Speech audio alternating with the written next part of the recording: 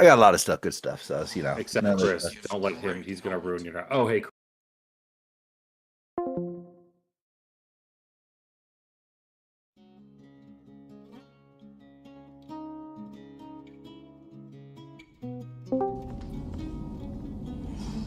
Hello. Sorry, just connection issues. Don't know what that was about. Howdy, everyone. Oh, weird. Yeah. Weird. Huh. Convenient timing. Mm. What's up? How are you? What up? Happy weekend. Looking forward to tonight. Looking forward to the Bardoff tomorrow, and then looking forward to the party 2 days from now. Shane, why am I... Why do you keep putting fucking kids in here, man? We keep getting these damn kids killed. It's not you. Did you set this, whatever's happening, off? Oh, so now it's not my fault.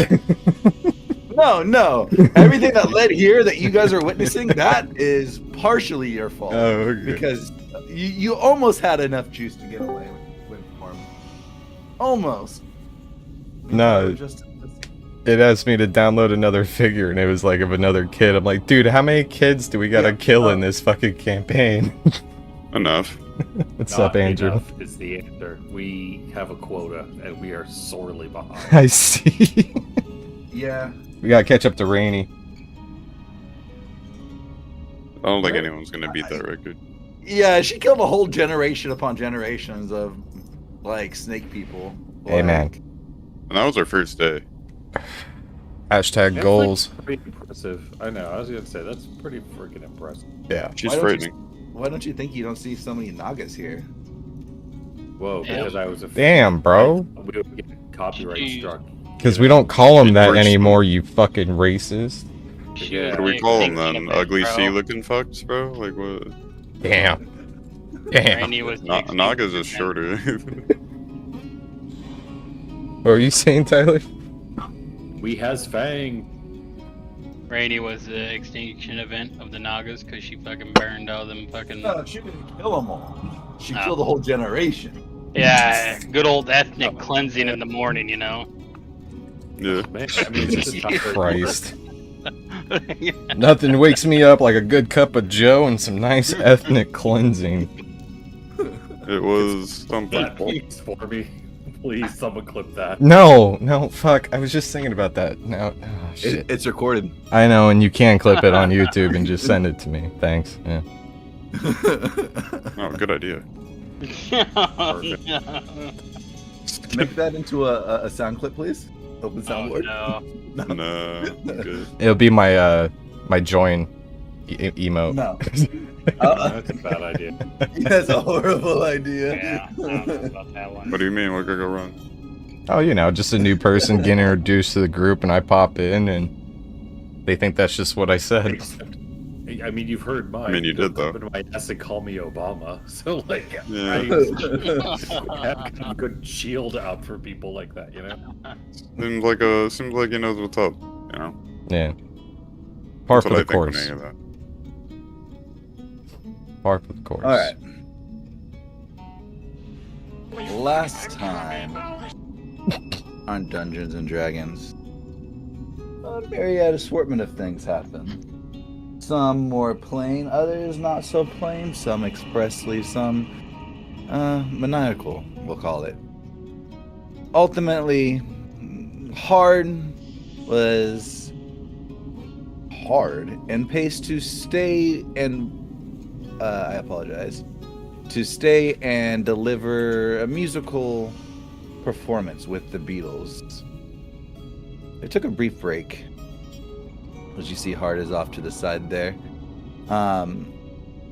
As they took that brief break, we did have our other colleague kind of listening into the music, that being Edmund. He's back in the corner doing Edmund things. And because of that, I do apologize. I don't quite recall, what were you doing in that room besides profusely going over your book? Was that precisely it?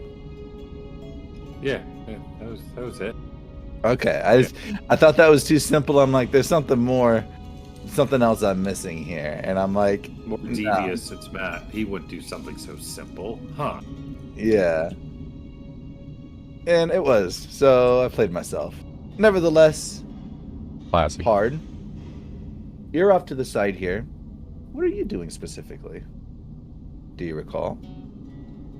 I think I was just going up on the stage to like practice or vibe. Okay. Were you trying to do anything specifically beyond that? Because I know Ka was trying to get you to buy his wares. I know food was being delivered. You were getting baby back ribs. Hold the baby, hopefully, from what people were saying. Jeez. But nevertheless, you were eating some food. That's why you were off the stage there. Were you going to go back up to the stage? I think so. No worries. Are you unsure? I just don't know what I was doing, but based on where I am positioned, I think I'm trying to like practice with them. Okay. Cool beans. Yeah. Because I know you were practicing with them right before the food, and I figured you were just eating and go back up there anyway, because that was the whole idea of what you're going to do with your day anyway, was to practice and get that groove. But I just want to make sure. Okay. Okay. Nevertheless, with those two over at the inn doing inn things, the other two, they were on an adventure of their own. Anax, feeling zealous in a sort of way, decided to approach the church. What he intended, we're not sure. But what was expected, Jever made sure he was hardy enough to withstand.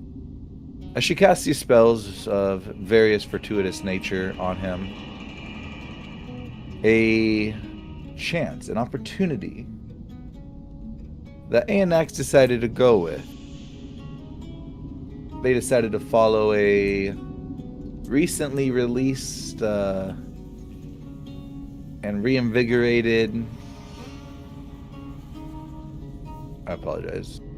reinvigorated homeless person, one that they took off the street, one that was just flesh and just a loincloth, nothing to their name.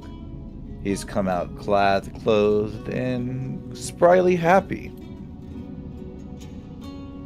After eyeing him for some time, they followed him to his quote-unquote abode, into a small trash pile where they saw him jump into a dumpster, do a quick change artist real quick, and change back into scrappy clothes. It was at that moment that they decided to confront this Hobart person. A small trap lay in front of them, an electrical field of sorts, but wittingly, Jeva transformed into, what was it, a bat, specifically? A owl. If I was on his shoulder, it would have been an owl. Oh, well, you went off his shoulder. You transformed into something to go to Hobart and grab him. Oh, that would have been a constrictor. Sorry. I was reading something. Okay, no problem. I apologize. Thank you for confirming. So you are a constrictor right now, and you have Hobart at the moment. The barrier of sorts is still present, with Anax on the other side. You guys were talking, some a little bit louder to get over the electrical discharge that's in the air. And it's in the midst of this conversation that there was a loud, echoing boom.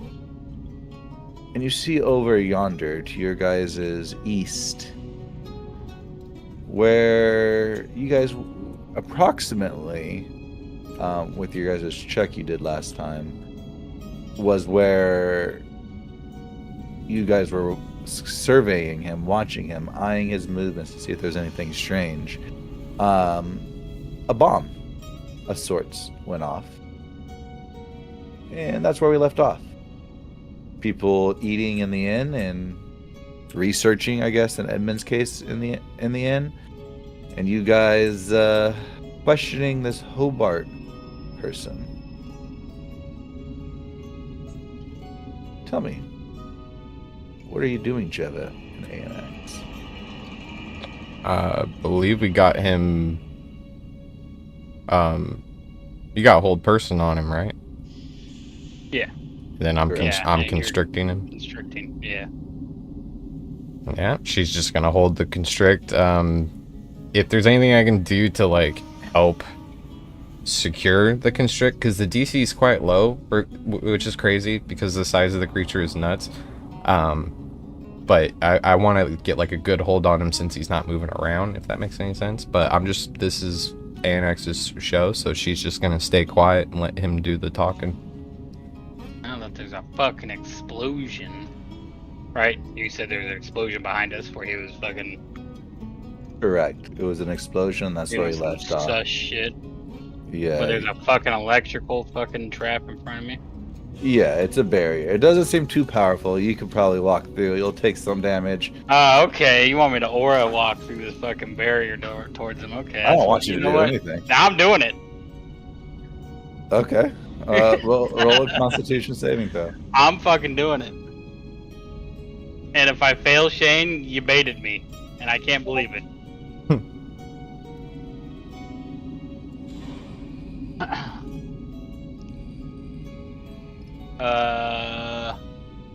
19. Okay. You take 12 points of damage. Oh, that still tingled. It does tingle. You feel this electrical zap. Like you're watching this, the boa constrictor, Chris, and the view of like how you're holding him. Your neck is erect as far as watching ANX aura walk towards you. This guy, as a bomb went off, you did see Jeva with your passive perception. His demeanor and everything kind of had a curt smile at the end. After the bomb went off and he saw your guys' gaze turn towards it and it came back and rested on him, he held that curt smile for a brief moment. But as you're watching ANX aura walk through this, you see these lightnings zap off, and as it's hitting him, small splinters of flame seem to erupt from where they attach. And essentially what's happening is your hair, minor hair across your body is just lighting on fire and just burning and incinerating. So it's a blemish of electrical fire that's created from the your body hair essentially, and so it's giving it more, I hate to say it, but it's making like the air is lighting on fire as you're walking through towards him. What do you do? What do you say?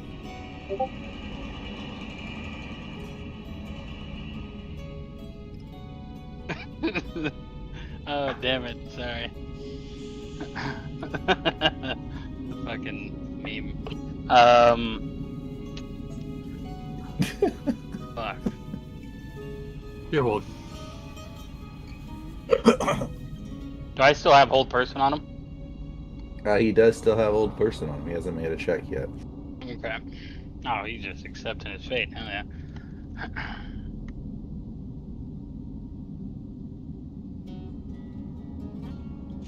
What do I wanna... Why'd you set the bomb? Why not?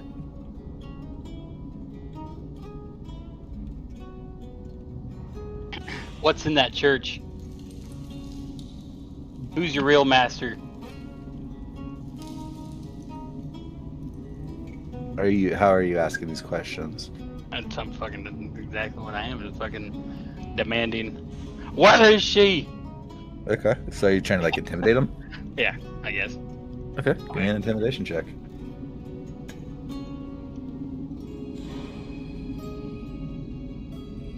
Plus 22.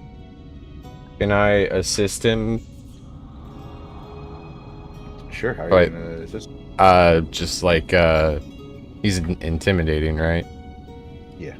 Yeah, I'm just gonna like put my snake head in front of his and open my jaws and bare my fangs and stare at him. Okay. So And go ahead hits. and roll again for advantage. I mean, I guess he rolled high. Sorry, I didn't see that. Okay. I'm rolling one more. Bunch of- You can always get the nat 20 like that. Yeah, baby! That's what I'm talking about! We're back in it! Sorry. All right. What's your 27. what's the total? 27. Okay. What were the questions you asked again? What is in that church? Oh, well, I guess the first one you already said. Why not? But who is in the church? Who's in the church? And who's the true master he serves? He looks at you. You see his smirk, his demeanor go from a smile to almost a cowl. Jeva, you feel wet. Okay, whoa. Oh yeah. He's- Oh yeah. He's... He pissed himself. Oh yeah. God. Or No, I didn't No. piss myself. Jeva, did you piss yourself here No. when you felt the warm piss? No, what is happening? The domino piss. Why does this always happen? Why do you put yourself in these situations? Again. You let it happen to yourself. That's No. basically your fault. No, I'm starting to think no. it's a piss fetish at this point. You getting pissed on now, bro? Uh, What the fuck is you fucking wish, Yeah. you perverts. You feel wet as this guy does piss himself a bit. He does hold Why- a stoic face though. He does piss himself. You could, I like, know, Tyler you piss said that in a way that... are we just not doing phrasing anymore? Is that... Sorry, go ahead. He's saying piss with a capital P. I think it was that she felt wet was what triggered him. Nevertheless, I'm in character. It makes me uncomfortable. I'm in character. ANX, he looks at you with his face pissing himself. You see a puddle kind of belay the dead land underneath Jeva and him. And he looks up. Inside is Pierce. As you should know, you've been in there just as probably more than I have. I've only been in there for just a week. I've only ever sat on the pews and sat on the shelves. They gave me a boat, but I did do that. But like, as far as the greater evil, the whom? I don't know. I only ever talked to Pierce once, and he kind of just touched me, and I saw Uh-huh. how this world really is, and I decided to make my name on it, or rather, kind of just looks past you. By the looks of it, make my name in many people's memories. But I digress. You should know all this about Pierce being in, and I don't know what information you're seeking, but surely I cannot give it to you.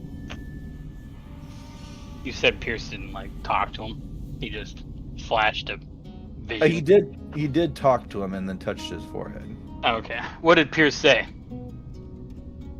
Pierce said, "Behold the light, behold the darkness, behold the darkness in the light, and the light in the darkness, and let yours be shown." And it shone. It shone good.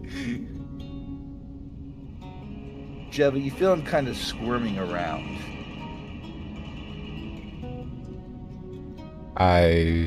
What's the DC? I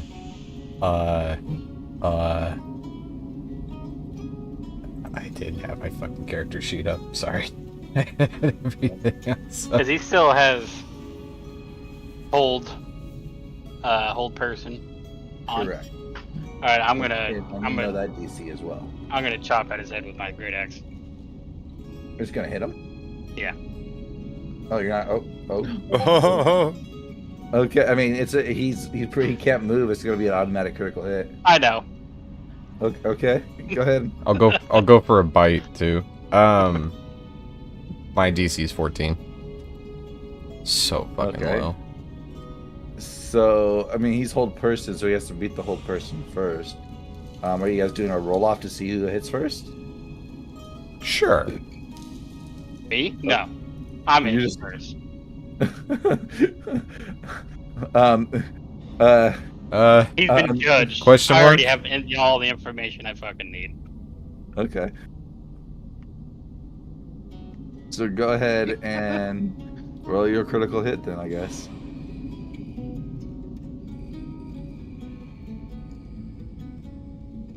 You know what? Just for the fucking shits and gigs, I'm pumping a fucking smite into this. Yeah, Oh my. I'll do my thing too. FYI, AMX won the roll off. I know. Roll off. Damn it. If there was going to be a roll off, which there wasn't, because AMX is just fully payloring out right now. Did This might be. but I got a 12. You got 11. No, I'm just kidding. He has initiative, you don't. Fuck. Smite the non-believers.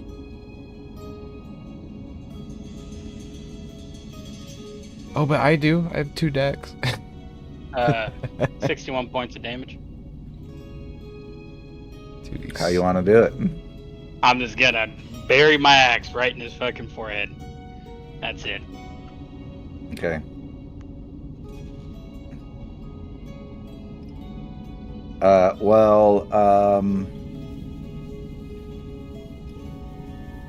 This guy only had like 5 HP.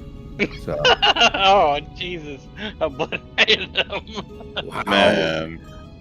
Wait, Bite- does the overkill splash into his next kill? 'Cause Yeah. that'd be really cool. Yeah, that's how that works. No. Yeah, he stores the it damage. hits the person most adjacent to him.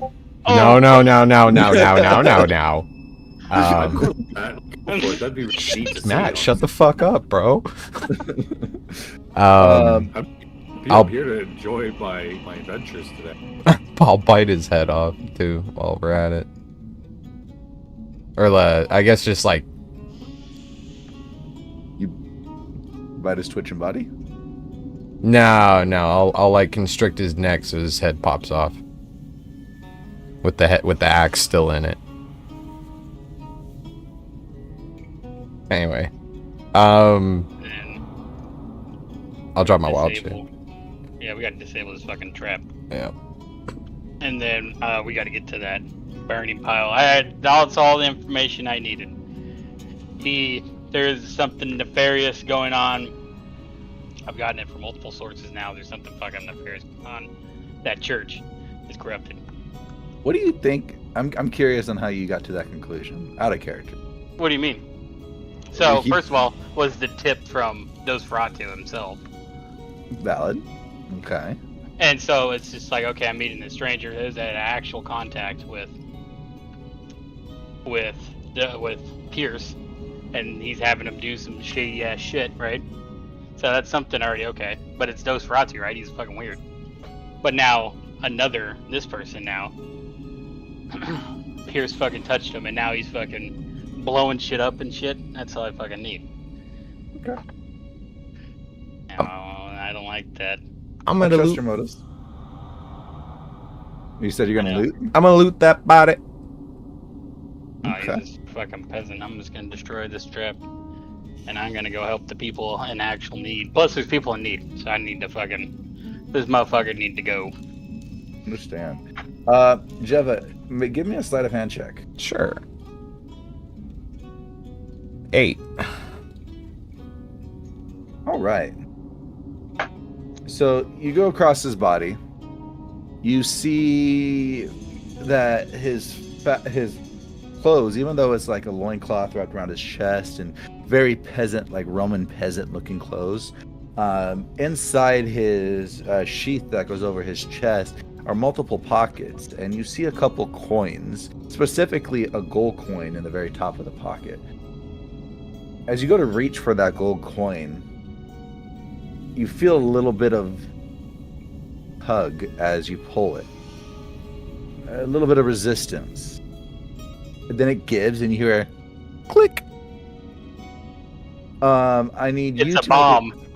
I need you to make a dexterity It's saving a throw. fucking bomb. You fucking... Hey man, Hey, don't blame me. I didn't say that I pulled it, so You said you looted the body. I know, apologize for but there formulating. was probably a. Anyway, you said Dex. Dexterity saving throw, yes. All right, flat. 14. Okay. ANX, roll a dexterity saving throw as well. You fucking. Don't. Oh, are you within 10 feet of me? You have plus. yes, You have plus yes. 3. You have plus 3 on your dex.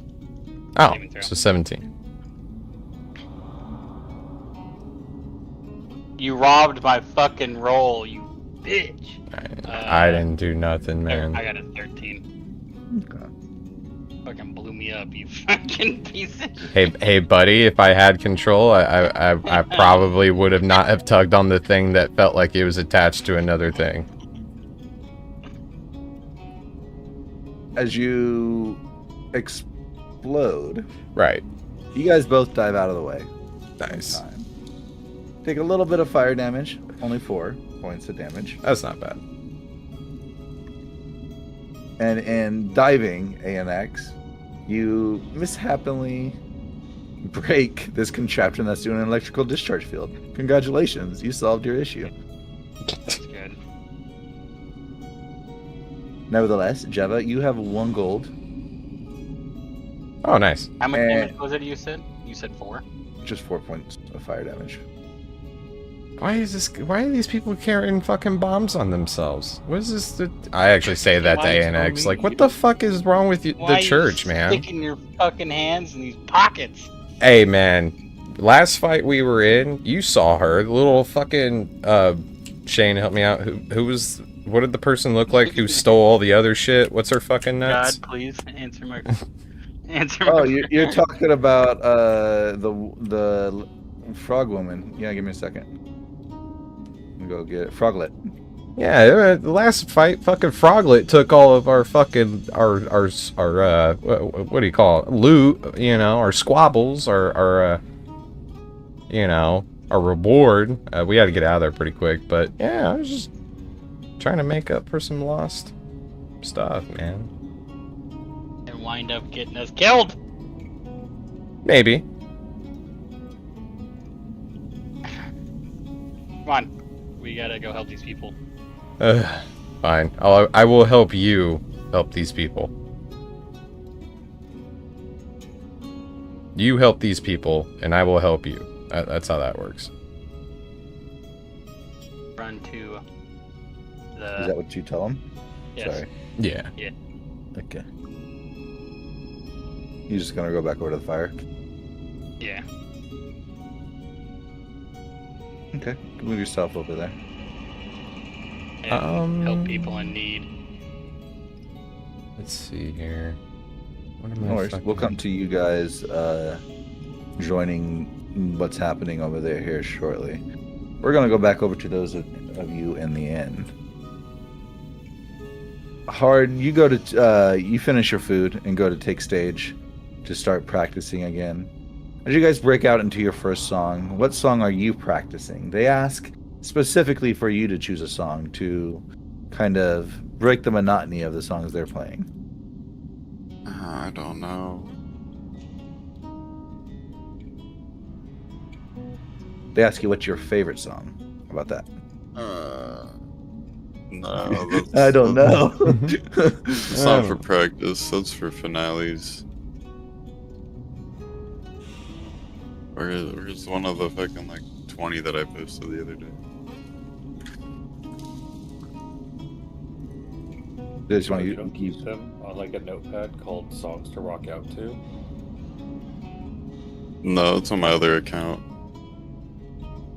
And I got a new phone. I got a new phone. Oof. Valid. Sorry. You're good. We can use that. Hold on. No, hold on. There you go. It's for you. I appreciate it. Here you go. Okay. So you start playing that song. You get about 2 minutes into that song. And just as it hits that 2-minute mark, you go into your solo for your flute, which if you listen to that video, at the 2-minute mark, you hear it's a solo in that flute. So, nevertheless, As you go into your solo, you start fucking wailing on those pipes, and just after that first stanza, you hear the explosion go off. Oh, Do you keep playing? Do you not? What do you do? I'm gonna keep playing. Okay. So you keep playing through and through. You see a couple individuals in this tavern. Their gaze breaks from your performance and they kind of jerk back to the back southeastern part of the corner where the explosion came from. You see a couple people get up and begin to walk out there. Oh Lord, that guy just disappeared. He's up in the heavens. Oh my god. Give me a second. I think tonight's the night my mouse is finally giving out. I can't do certain things on my mouse, so it's making it weird and let me reposition everything. Do I need to talk in a deeper voice? Will that make your mouse work better? Are we actually talking about your mouse or? No, I'm literally talking about my mouse, my computer mouse. What? My mouse. No. And No, talking about what Matt said, buddy. I think it's a euphemism. His mouse isn't working But right. no- And I assume he likes the deep, sultry tones of my voice. So I'm trying to like Trying to get it working for him. Okay, all right, sorry. Exactly. See, a little more consistency. There we go. That's what I figured. I just wanted to double check. And the answer is Chris wants me to talk a little deeper. That's what's happening right here. He's like, yes, please. it's the real reason why Chris records D&D on Saturdays is to I get all of fucking Matt's things. I told you both that in fucking confidence, and you both betrayed me at the same time. Fucking crazy. But you did it. You said it on stream. You said it on stream. That's not in confidence. No. You said it on stream. That's the difference. I said As, it in DM. As these guys walk out, you continue on your performance there hard. Give me a performance check. Oh no.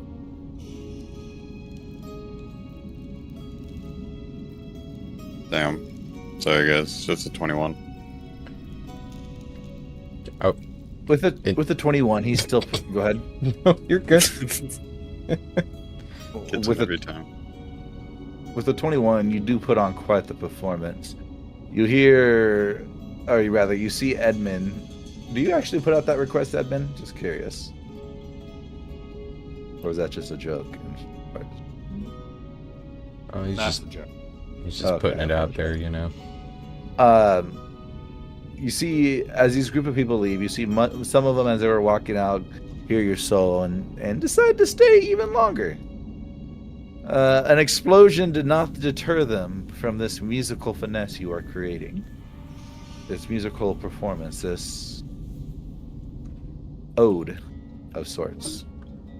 I don't know if that's the right word. Nevertheless, as you finish up this song, you see this guy come walking back in. Everybody, there's been an explosion in the center. Over at one of the pools. You see a couple of them look over. Bound to happen sometime. Yeah, it's always arcing over there, another person says. But it's like very big. You see this guy, as he's saying that, doesn't have a very large vocabulary. As he's saying this, he's using base language. He's trying to deter people, or rather, gain people to follow him, to go assist with this deluge that has been unfolded. Go ahead and give me another performance check. He's going to do a persuasion check. With his base vocabulary? Can you not? No, man. 18. Shoot. Okay. You see everybody just kind of wave him off. They're all raptured by the wind coming out of those pipes. You see him kind of huff, and he looks at you, and then walks out. Okay. Edmund, go ahead. Oh, I was calling him a punk ass. You Okay. Edmund, your brief, excuse me, your brief. It hasn't been brief. It's been quite an undertaking as you delve into this book, and it's interrupted by an explosion. Do you do anything?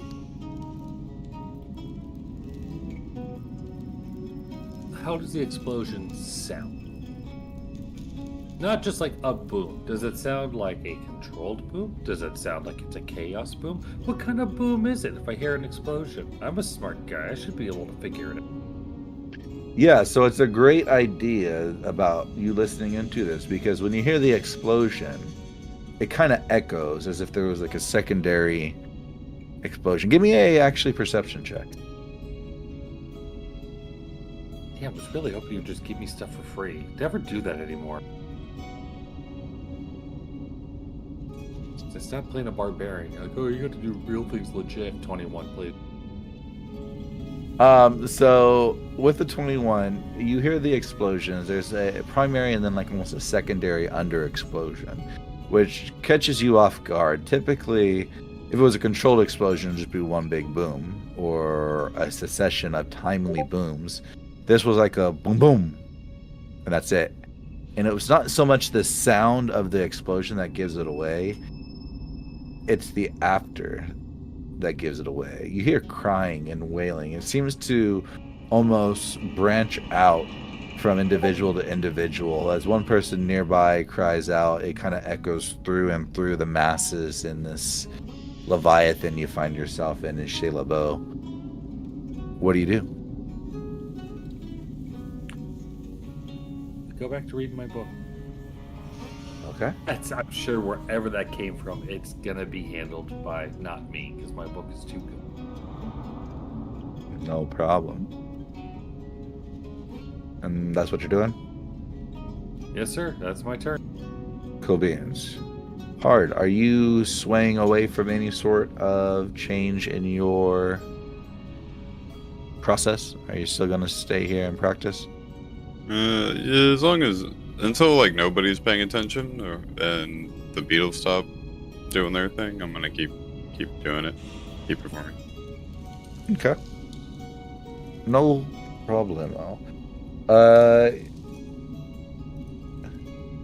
Matt, what book are you reading right now? I don't remember. I had like a stack of 3, and I was reading them in order. I don't know. It's probably some trashy romantic-y novel or something. Okay. Why don't you give me just an intelligence saving throw?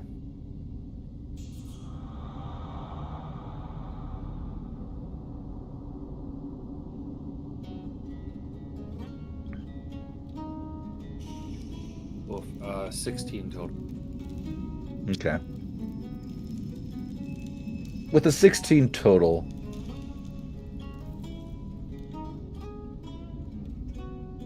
your book is a book.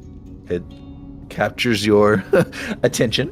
Nothing special about it. Nothing that's, how do you say, noteworthy or something you're going to file away for later. It could be a trashy romantic-y novel. I will let that be canon. That's fine. Okay. So, who is it about? Now you're asking too many questions. Hang on a second. I'm joking, but A sultry mind flayer. That's what it's about. That's what we're gonna go with. That's where we're going. No more questions, please. Thank you. interesting choice. Testicles. That's all. And I said he. Shit. She. They. Them. I got it. Wink. Thank you. No problem. No problem. All right. Well, then, if that's the case, Anax and Jeva, you guys can arrive over here.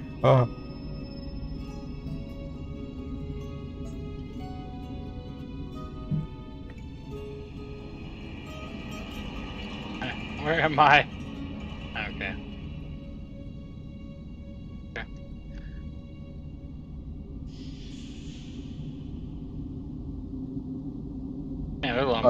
some people here.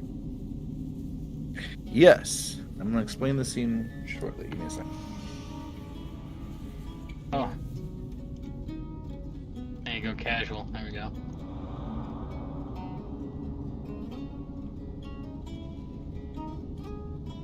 All right.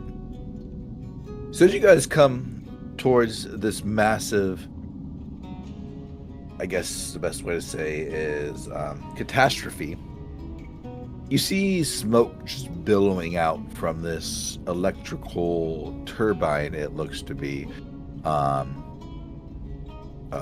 plated or sat in the middle here. You saw it prior. It was covered in junk. Not a flicker of worry about it. The downside was it's electrical sitting in water. But nevertheless, as this thing exploded, it has seemingly ruptured and more just crap has been spewed out from the depths of this lake nearby, this small little pool, just debris. And as it's going through, you see oil leaking out, and it's creating this massive blaze. And as you watch this blaze, you see like it's extremely hot by, even though you're so far away, you see, I forget how they call it, the mirages that you see on the horizon whenever you're driving down like a long hot road. One moment, sorry. Yeah, mirages. Maybe.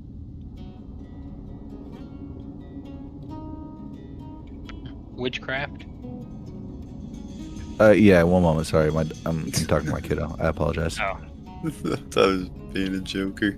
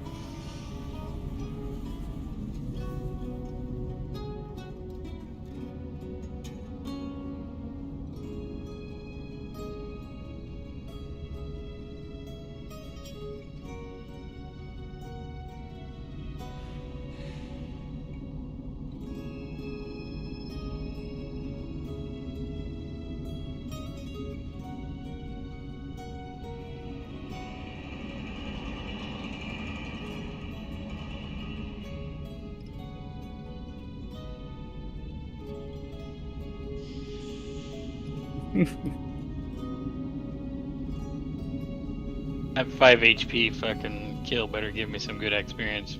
Oh my god. You get 1 XP.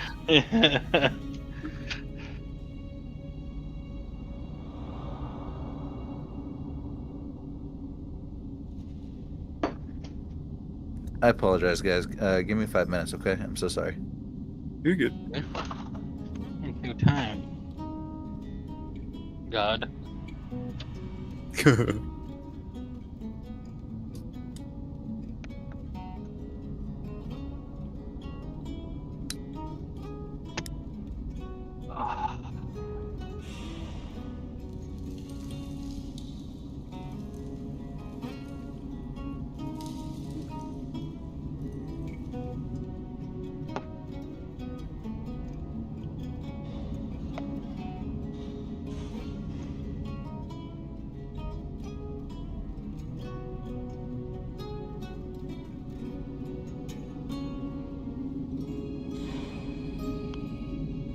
Come here. Come here, little dog. I'll cut you.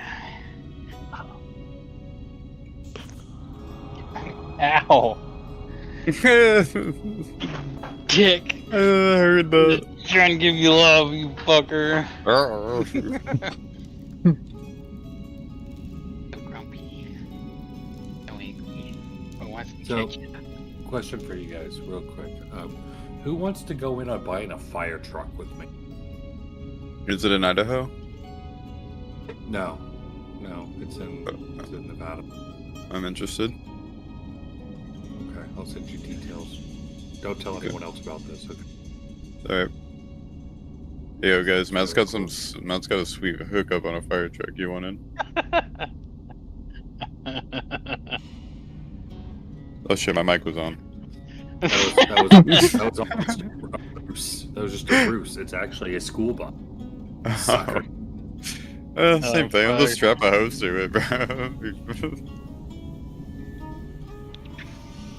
I do get like weirdly into like government auction sites though. So I'm like, ooh, hey, what's this fucking thing? You never know when you'll get a murder vehicle. It's awesome. It's true.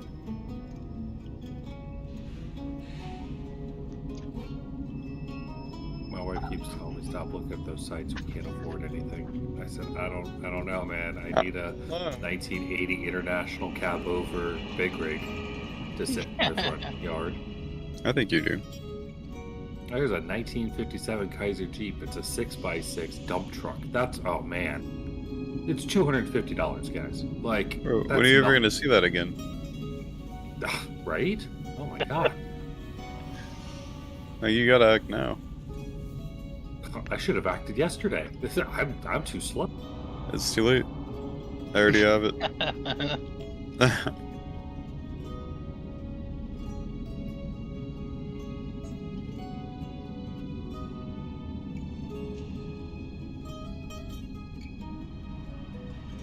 You guys are telling me you don't want a dump truck?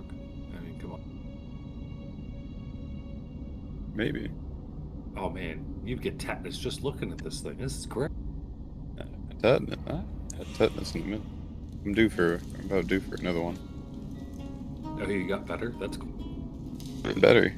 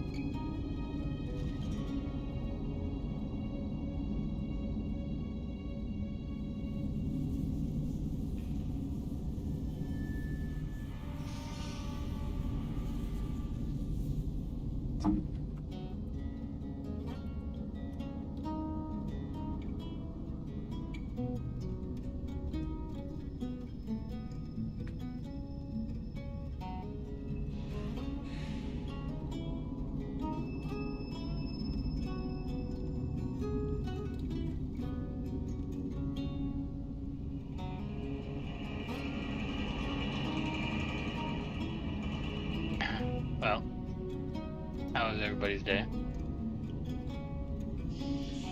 It was good. You? Not too shabby. Just work, chilling. Why are you talking to us like we're friends? Oh, Yeah, we are. Well, no. You're acting a little too friendly, I guess. Getting a little chummy, are we? That's what friends do. just Sorry about that. oh hey, welcome back. Oh, good. He brought the awkwardness Yeah, out here. yeah. Thank fucking God. All right. I'm so sorry about that. I was No, no, my it's daughter had fine. to talk to me about something. Jesus Christ. I don't know what you guys talk about. What were you guys talking about? It's so awkward. You. Ah, perfect.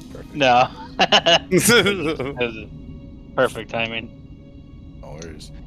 So as you guys come across this, it is a catastrophe of a scene. You see myriad of racism people just walking around and kind of just disheveled by the shock of what you see. You see the mirage over the distance of these fires, showing the exceptional heat that this is giving off due to the oil that's pouring out from this electrical structure next to it, this turbine of sorts. As it's burning and the mirages are happening, you see kind of an ebb, almost a flow, like as if the garbage, the debris, the everything is breathing, living. Nevertheless, as you're looking around, Jeva, with your passive perception, you do see individuals, little lizard people, walking up behind some of the more disheveled people and slipping their knife into their pocket and slitting for coins and things like that. He's robbing people blind, essentially. Anax, you don't see that. You're focused on the dismay, the dismemberment you see before you. You see bits and pieces of people strewn across the street in front of you. Even those in the pool were decimated, but those on the street too were hit somewhat harshly. You see a few individuals lying nearby, missing an arm, one missing a leg. One's whole face got blown off, and you just see a skull there, laying there dead. Nevertheless, that is not even the worst of it, as you see bits and pieces of children from the pool nearby thrown across the whole landscape. Other people are digging into the fire, pulling out people that were yelling and screaming. The smell of sizzling flesh is in the air. What do you guys do? I will tell my familiar to tail the guy who's running around stealing shit, because I'm going to go after him later. There's multiple. There's 1, 2, 3, 4. So you just want to... Is there one who has who's doing better than the others? Give me an active perception check. You got it. Fucking ricocheted off the thing. It better be high. Fucking god damn it! You fucked up. I'm gonna kill myself. You're more enamored with your bird in the sky as you look up at it. You don't know which one, so why don't you choose one? Fair enough. I think that one. You said there was one over here? Yes. Okay. It's a lizard person right here. Okay. Well, yeah, that's the one I said he clocked. So, yeah, we'll have my bird tail that one. I'll wild shape using first level spell slot into a dire bat, and I guess I'll just start flying in and grabbing people and pulling them out of the fire. I think that's the safest way for me to do that, at least. Okay. Wait a minute.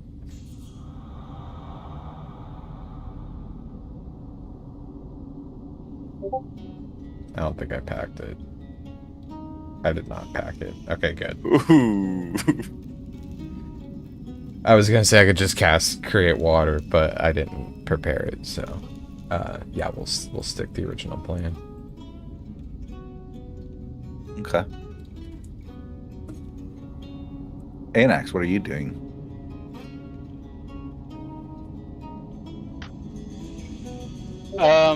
I'm running to the nearest person that is injured with my passive perception, pretty much. Motherfuckers with missing fucking limbs. Okay, so are you running to the most injured, or are you running to... Yeah, the most, injured? like the most injured that's close to me. Okay, just give me a passive perception, or give me an active perception check real quick.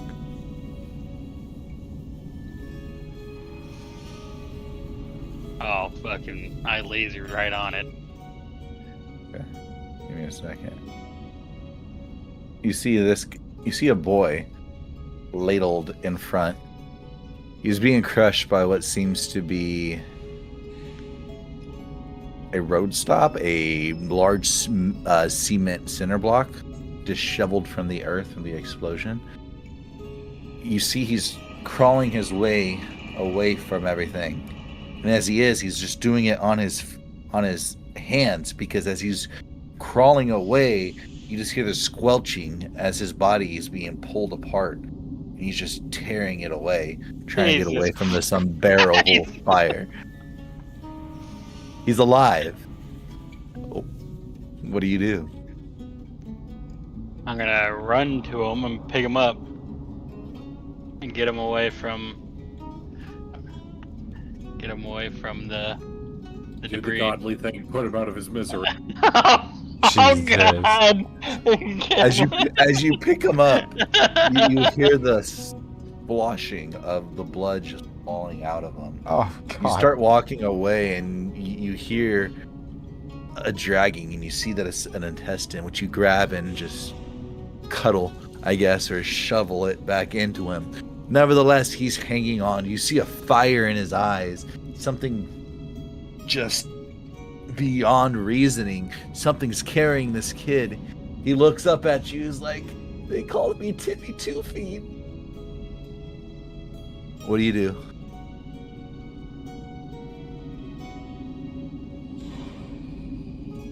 I'm going to, I guess, fucking ease his pain. I guess the best way I can, and cast just to heal wounds. Oh, you're Disease just is making him suffering. suffer longer. No, I'm God. just easing the pain. It's like morphine, bro. Okay. So he can pass in peace. Okay.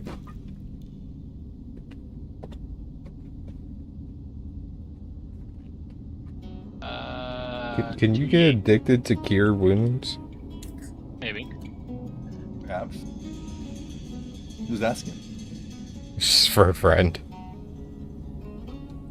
Why you hold cure wounds? You hold? So 13. That's how much HP is restored. He has 2 HP, so you overhealed him. Oh fuck yeah! He regrew his fucking whole body, and then some. No, so Oh, Where was PTSD? You got this emotional too. what you see is something odd. You wouldn't have known what was going on if it wasn't you casting the spell. You haven't seen healing magic quite as drastic from something so minor in the sense of the healing spell you used. As he's laying there, you see the flaps of skin kind of just slowly close, and it's very convasive. I think that's the word. It's like, I guess the best way to say is very divoted, like acute angled, in the sense that it's not a natural healing. It's like somebody came in and just like, hey, here's a hot knife, slap, and just put it on there, and all that blood and everything just kind of sizzled and created a very cauterized, but it's not. It looks like a cauterized wound, but it's not a cauterized wound. All the blood and everything has just been. Give me a second. Let me try to figure out what I'm trying to say. As the blood and everything's still pouring out of them, almost it congeals in a very quick manner. As almost you put like a thickum into it, and as it congeals, it makes a very red, flappy, just scar across the thing. You see, despite all the pain, he's still hanging in there. His fire in his eye has not faded. He's looking up to you and he says, "Thanks. Thank you." Where are you standing with him by chance?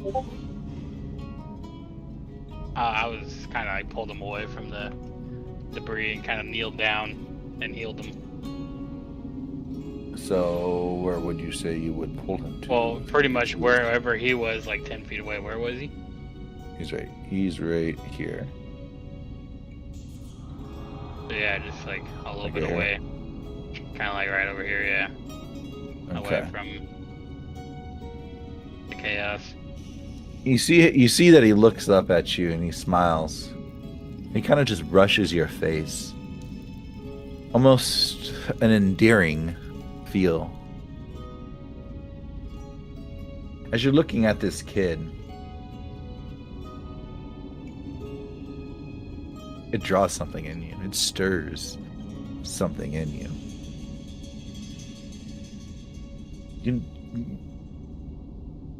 How does this make you feel? How is this feeling That I can for make you. a change. That I can be the change. So you're feeling a bit like empowered. Yeah, hopeful, I guess. That tomorrow looks brighter.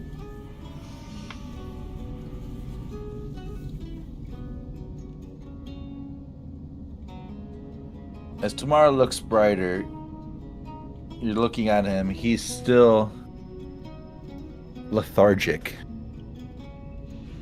His hand kind of slumps and he falls, not conscious, just, I guess best way to say is like a sleepy, he's sleepy. His eyes are drooping, but he's very just fading in. He's still looking at you.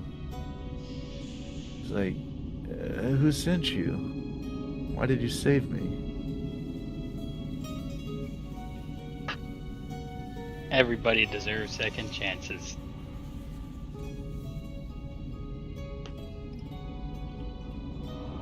Jiva, as you're seeing this happen, Anax pull this kid out, healing him with his words, and this moment between the child and him. With your perception, passive perception, we're not going to use that one. With your passive perception, you see all of the crowds, a few other people feel moved by what Anax did. Even though there are individuals still pulling it out, it's this endearing moment. Even though this kid has been literally torn in half, hell, he pulled himself in half from this catastrophe, away from these fires. He's being edged on. He's being, how do you say, healed. There's a future. There's going to be something. And it's inspiring others to help. With your passive perception, you see two things. You see 3 keepers. Oh, goblin. Hold on. You see 3 keepers come walking down the causeway. Motherfucking kobold. Stop being grabbed. They're making their way over in not hurriedly fashion, just almost a casual stroll. Just another day in Shalabo, as they say. As they walk up, they kind of see everything going on. You see this one turn and starts talking to this kobold. You see this other one walk over here and he starts talking to this one. You see this guy.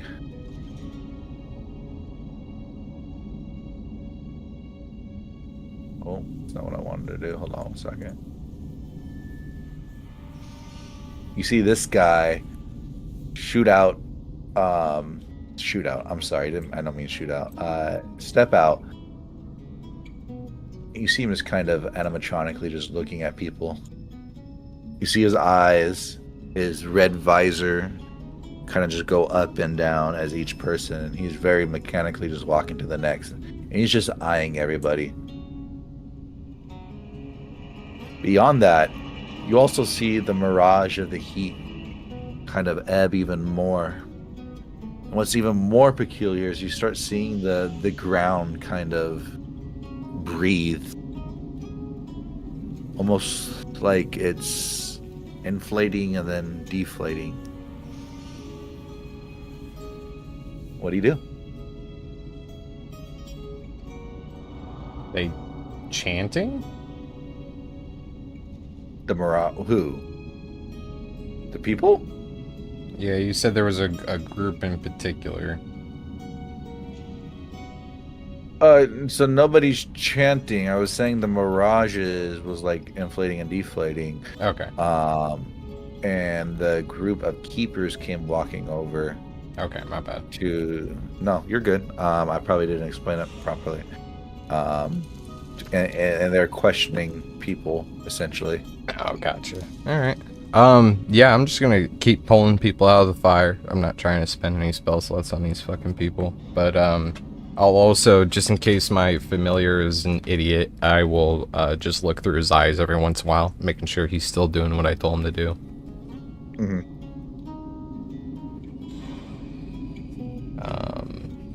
But yeah. Are you doing anything else? No, just trying to get as many people out as possible of the fire. Okay. This kid begins to fall unconscious. Are you doing anything else, ANX, with this kid?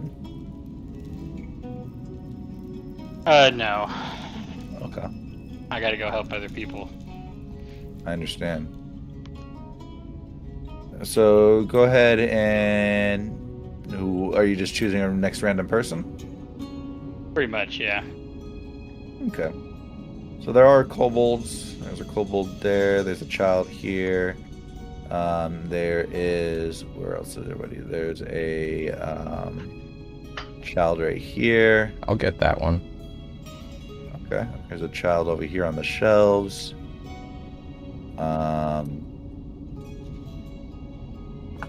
Pretty much. Yeah, run to this. There's another child After right in that. the middle here. Can the child like jump to me so I can like catch him? This one? Yeah. Yeah, so she's Or is kind he of like trapped. stuck? Okay. Yeah, she's kind of trapped underneath this. I guess the best way to say is let's RP it. As you approach this girl, you see that she's underneath. It looks to be like almost a hallway. It's not a hallway, obviously. It's like a cutout piece of cornerstone of a building somehow. This cornerstone has her pressed up against the ground, and she's yelling at you. My foot's stuck. I can't get it. It's stuck. If I pull on it, it hurts. Help me, please. It's hot. It burns. Can I like find a place where I can pick it up and like lift it up? Here, give me. So are you trying to pick this up, or are you trying to? Or just like trying to make it like pick it up enough where she can move her foot out of it. Got you. So yes, the thing that's holding her foot is in the fire. So if you want to step in, you can take 1 round of fire damage, which is going to be a D8. Excuse me. It's going to be a 2D6. But in doing so, it'll allow you to make a strength check to try to pick this up. Would you like to do that? Sure. Okay.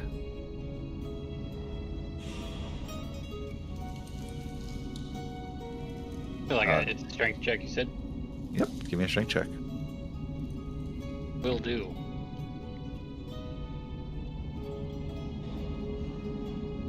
18. An 18 on a 7. Crap. Okay. Good stuff. So with an 18, you manage to get your hands underneath the edge of it, and as you pull it up, you pull it up with such strength that between the fire and the dishevelment of the place, it kind of just crumbles and it loosens like massively for a foot, and you hear it scamper out quite quickly. You take 7 points of fire damage.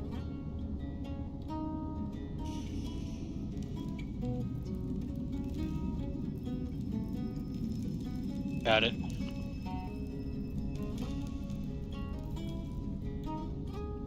Okay.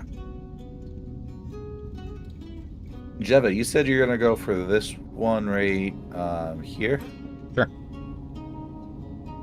She's trapped between the turbine and 2 columns of flame and no way out. Diving down into this is gonna be a hellstorm, to say the sorts. But if you roll a good enough dexterity save, you can avoid all damage to both you and the peasant girl. Okay. Give me a dexterity saving throw. Okay.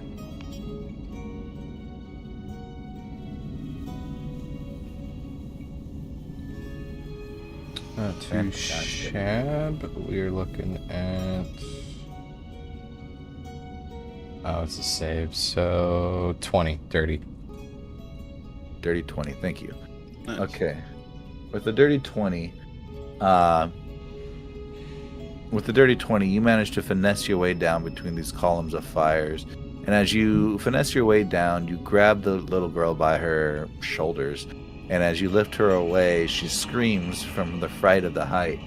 Nevertheless, what do you do once you have her airborne? I will just pick her up and fly her away from the crowd right here and drop her off. Okay. If she dies, she dies. You're gonna pull on the outside of the crowd. Okay. I like it. And that way she doesn't get like trampled and shit. Hopefully. No worries. As you bring them out, you see keepers making their way through the crowd.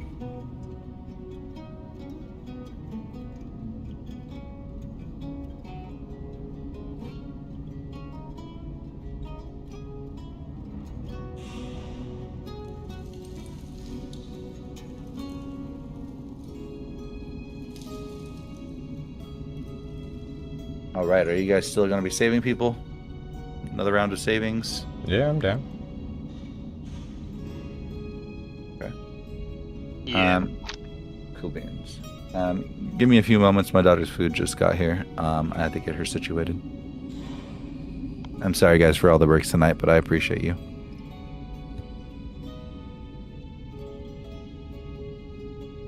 Hey, okay.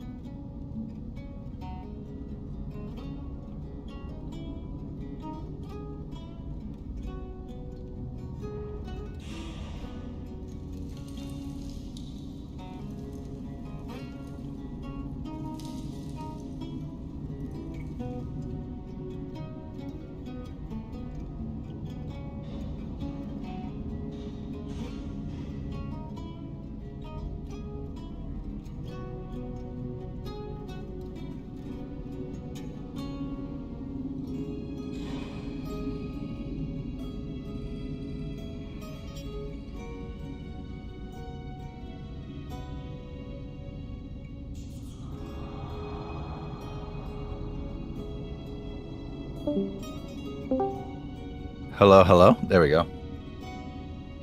Oh, he's Are we back. back? Yeah, I'm back. I don't know what's going on. I joined. I couldn't. Discord wasn't letting me go through. But nevertheless, I'm ready. You guys ready?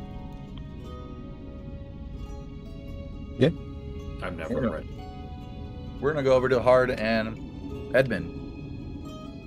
Do you guys want to change anything that you guys are doing? I'll give you the Just- opportunity. Let's see.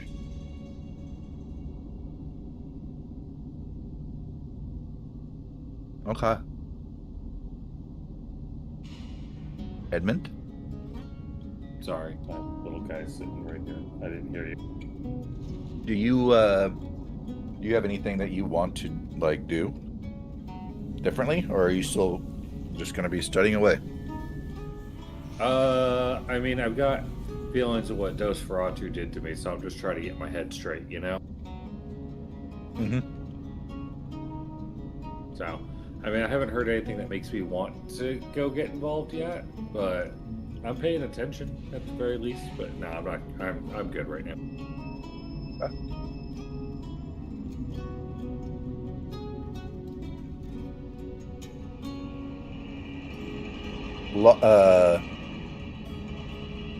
Law comes around to give you another round of drinks. Do you accept it, both of you?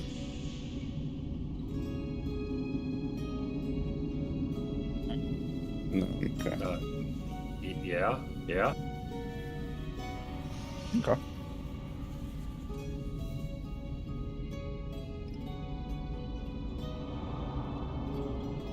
As he comes over to you, Edmund, he looks you up and down. Not in like a checking you out phrase, but more of a seeing what books you have on you, as he kind of leans over and reads a little bit of that novel you have. Oh, I see you're reading that one. I didn't take you for a tentacle guy. Whoa. First of all, you've read this? Of course, I've read every book there is in here. I want to be surprised. I'm just at the part. I think you know the part. I'm just at that part. So just let me get through this, please. Oh, well, so I shouldn't tell you that they all just die by a massive fireball.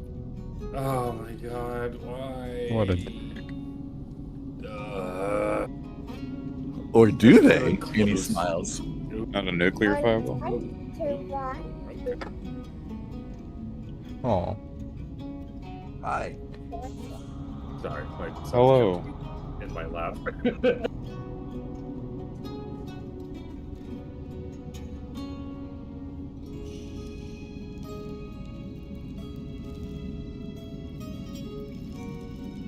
Let me know when you're good, Edmund.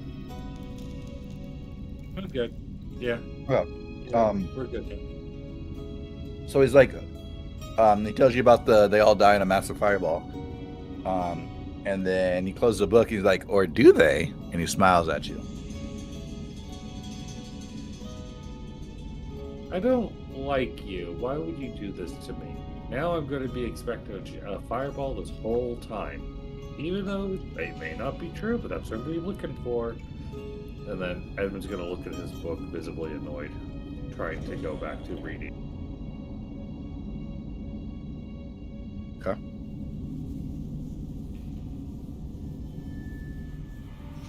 That being stated, hard. When he brings you over, or tries to bring you over a drink, he instead brings over a nice clear liquid. Fresh water for the finest, or one of the finest minstrels in Chez LeBeau. Not gonna question how you got this, but thank you. Oh yeah, I squeezed many babies. It was okay. Thank you. Yeah, that was a joke, like the baby back rib joke. Huh? Get it?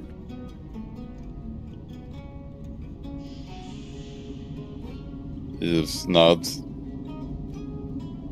Geez, tough crowd. I've been thinking about maybe doing a little bit of stand-up when I break everybody into Battle of the Bands tomorrow, but I don't think it's gonna go over too well. Go for it. Really? You didn't seem to laugh at that last joke.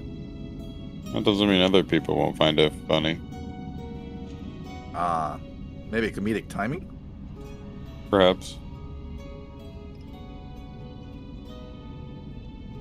He looks at you.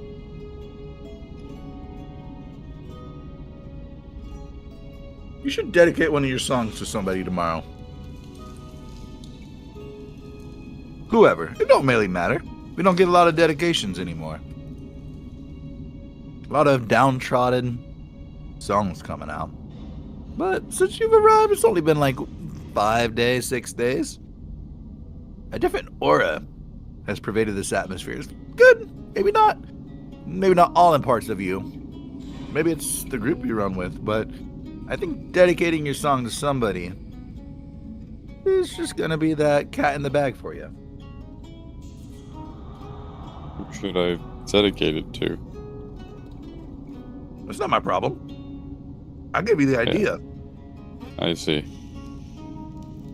Yes, exactly. Exactly. Exactly how you should see. He smiles at you. He kind of laughs and he winks. And he walks away. Let me know if you guys get hungry.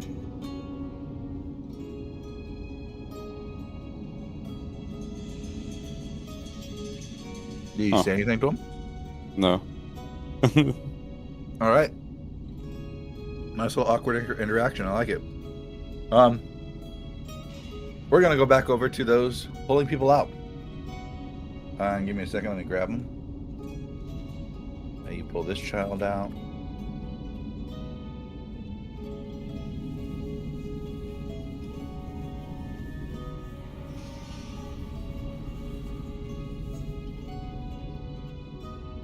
Pull.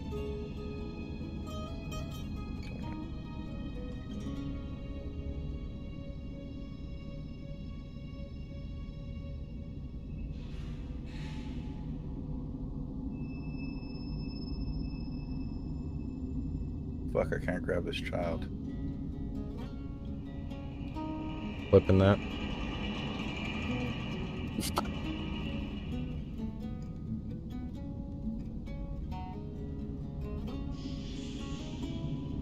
Alright, well, I can't pull that other person out of the fire, but they're out of the fire, I promise. The last two people in the fire, the kobold right here and this child on the shelves. Oh, I'm sorry. There's three. There's one right in the center, underneath all the rubble and everything. Right in the middle, right here. And then there's a kobold, and then the child on the shelves. Choose your taker. I can just scoop the kobold right out. Right.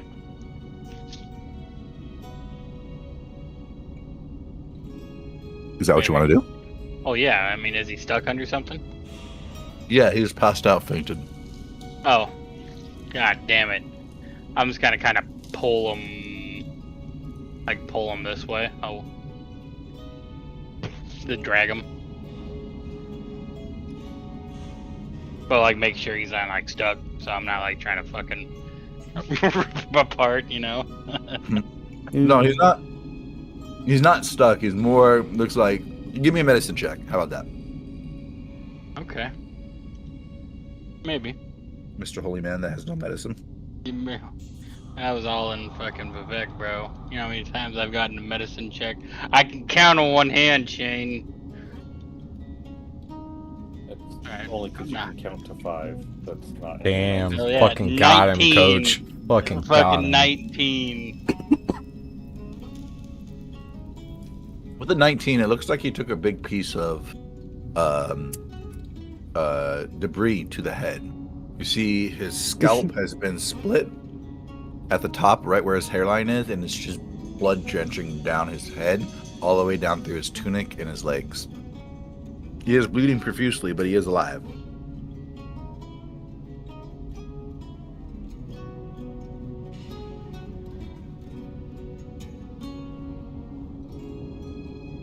What do you do? Can I stabilize him? Sure, you want to use a healing spell or you want to roll a medicine check? Let's try a medicine check first. Okay. Both of these are going to take up your actions, so. Says you. Well, damn, now that makes me fucking hesitate. See what you did. Man, he didn't have faith in himself, guys. I have a believe- 0 medicine. Yeah, I don't. You're rolling out tonight, though. Yeah, but there's always that chance where you're lurking in the shadows waiting for me to fail. I mean, And then I'm I would gonna say end there's up- a 1 in 20 chance. You can end 1 in 20 ways. Rather, I mean. Or I can just give him the good old razzle dazzle. I'm healing him. Oh, I scare you. I scared him, guys. He's getting 19. God damn, he got a fucking max roll. Nice. You see the slit on his head Oh, kind of close. The blood seemingly stops. He kind of stirs. Where do you move him?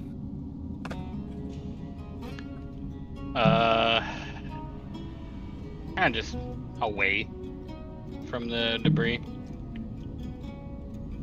Towards where my character's at.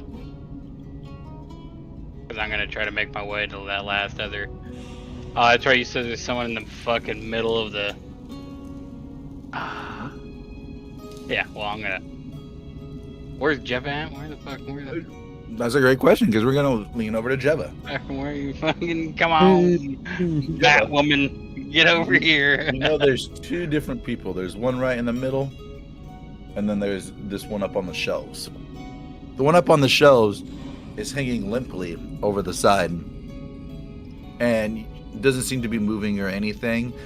It's 10 feet off the ground, 15 feet off the ground. She can definitely jump down if she was conscious, which she's not. What do you do?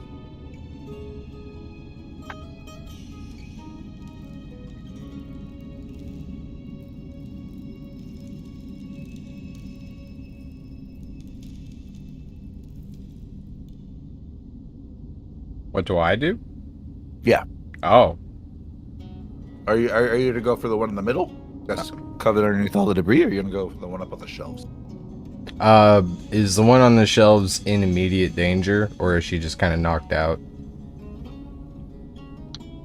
I would say all these people are in immediate danger. Yeah, I mean, Tyler's right. I mean, in the sense of something happening, I mean, she's unconscious and she's on a tedious shelf with fire slowly growing towards her, while the other one is trapped underneath the rebel with fire all around him, too. So, I mean, I wouldn't say equal peril, but this guy definitely is more than likely Getting in a more peril. Yeah. Okay, I don't know how you're gonna rule this. We're gonna see how this go. Wait, before I even fucking continue that sentence, I need to see if I have this. I do not. Never fucking mind. Damn. I was gonna see if I can just turn into a giant octopus and get all these motherfuckers, but Oh. how about Fucking octopus? Hell yeah, bro. yeah? How about a giant scorpion? Because I got 2 claws, and maybe I can try and scoop up 2 of these people.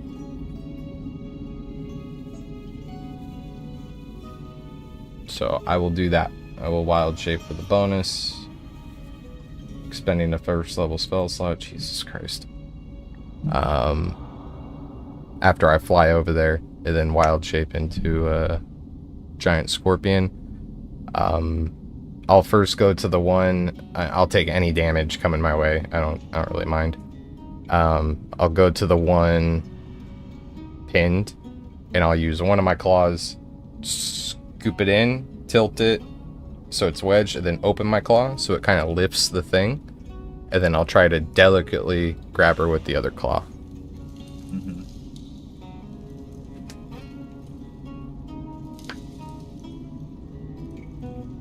Okay. So you're going towards the middle of the fire. Yep. Where she's at. Are you digging her up? Or are you just pulling her out? Because she's trapped underneath the rubble. Like, the rubble's over the top of her, so you gotta, like, dig her out. So... Oh, it's like broken rubble? It's not like a bunch of, like, medium chunks or something? I mean, medium chunks, small chunks, just various. I just want to know your intent. Is your intent to, like, dig her up and get her out, if that is the case? Or is your intent... that's the intent. Like, how did you picture it is I guess, more what I was asking. I thought she was stuck under, like a bunch of things that I could use my claw to prop up so I can grab her. But if I need to dig her out, then I will dig her out using my tail and my claws. I'll try to be as delicate as possible, but like once I feel like there's enough there, I'm gonna kind of just not pull her out, but I'm gonna dig my claw into the rubble enough to where like there's no question about it. Like I have most of her in the claw. Okay. I'm not gonna make you do any sort of checks. I'll be gracious. Oh. Would you like just to do it? Yeah. If you want to make checks, that's fine too. We'll just do it. We'll just do it. I Yeah. figured that'd be the case. Okay. So that being stated, as you go to dig her up, you feel the heat become more intense as you move rubble out of the way. You grab her, you pull her out. She's crying, unconscious. I don't know how she's crying when she's unconscious, but you see that her eyes are closed and she's just wailing. You're not sure what's going on. Nevertheless, as you pull her out, you feel this heat, almost a sixth sense, flare up. As you crawl away, skitter her away, as you would in your scorpion form, you get her clear. Where are you taking her? We will drop her off. Yeah, we'll just... Oh, I got a huge crowd now. Fuck.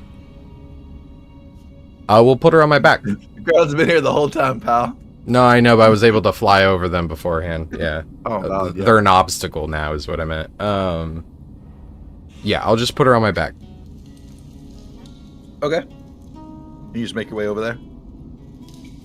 No, I'm gonna keep her on my back while I get more people. Okay. That is what you see Jeva doing, ANX.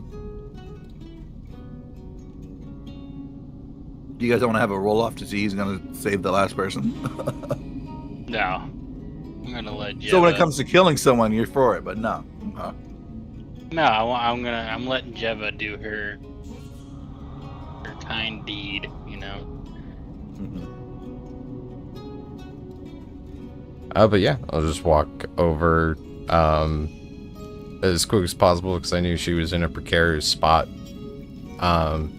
And grab her with the claw and put her on the back. Okay. And while I'm walking away from all that, I would like to loot. I would like to grab any dead bodies that might have loot on them with my 2 claws. There it is, you fucking rat! You fucking... Okay. And are you trying to hide that you're doing this? No, absolutely not. Okay. You notice that with your passive perception, ANX. And other people see you doing this as a scorpion too. Go. Sorry. My daughter scared me. She tapped me on my shoulder and freaked me out for some reason. Nevertheless, as that happens, you pick up a couple loot. Give me a D100 roll.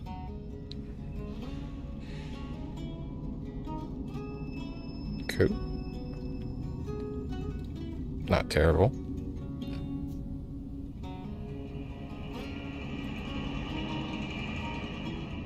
$52. Alright. With the 52, you find a green, almost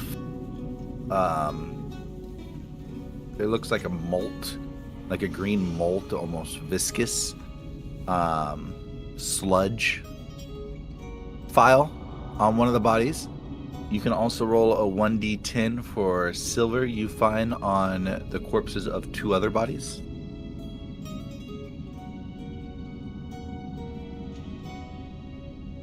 Say the money again. Sorry. Roll a 1d10 for the total silver you find on the bodies. If you roll a 1, I'm gonna be sad. Okay. So you found some things here or there. Nevertheless, as you turn, you see the people are kind of looking at you. ANX, you see this on Jeva. You see Jeva doing this, and then your eyes get drawn towards the Keeper. or rather the keepers that are in the crowd. You see that he has stopped and he's looking down at the child that you saved, one ripped in half. Kid's unconscious. You see he's just looking at it.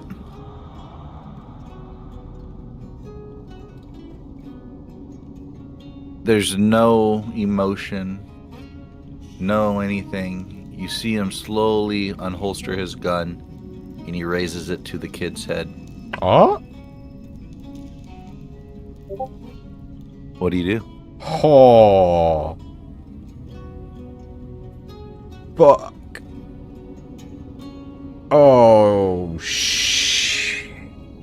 Oh, it's about to get real for fuck. Shit.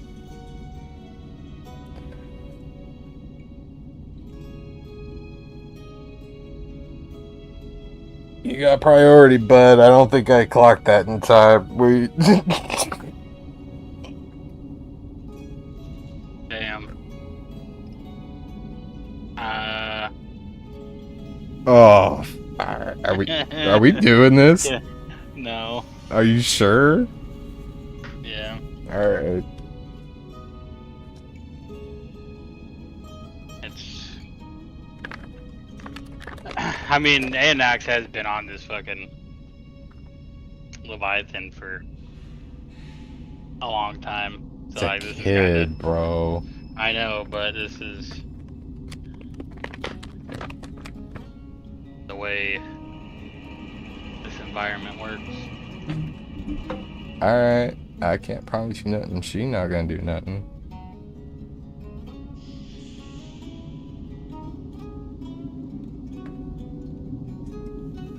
Are you doing anything?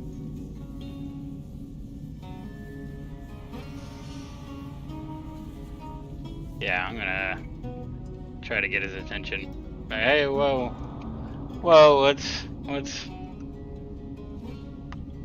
take it easy now. You see that this mechanical being, in a very mechanical fashion, nothing in his body moves outside of his head as it shifts towards you. What type of life would this child live with no legs?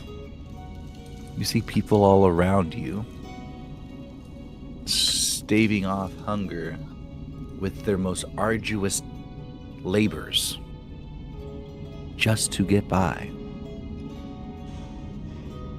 Who's gonna want to take care of this child? Or half of a child, I guess. Who gives you the right to choose whether he lives or dies? The keeper. Why can't he have his own choice? Children don't know what they want. They look to the adults. You. Are you going to take on this burden of a child? This being of half aptitude? Half aptitude at that?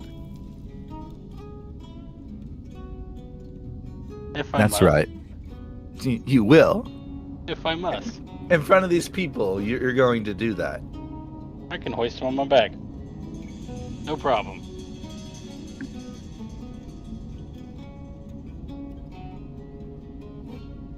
Taking on the burden of someone else's life is not so It's lightly that- taken. It's that kind of thinking is what causes this mess. Why don't we need more kindness? Maybe it'll change the outcome of this world. This world wasn't built on the kindness of others. It was built in brutality.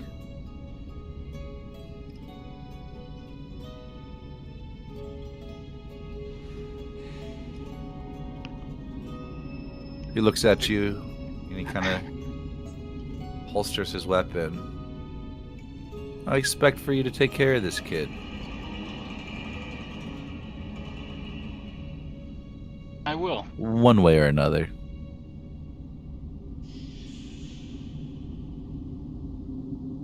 He's still knocked out, right? Kids is asleep. Yep. Okay. Can I like make a sling out of rope and tie him on my back? If that's what you want to try to do. Yeah.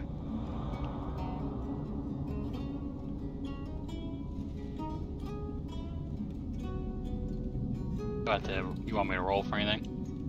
In a second here, I have to do a couple different checks. Oh fuck. He holsters his weapon and he begins to walk away. You hear the loud thunking of the big Hulk creature come walking over.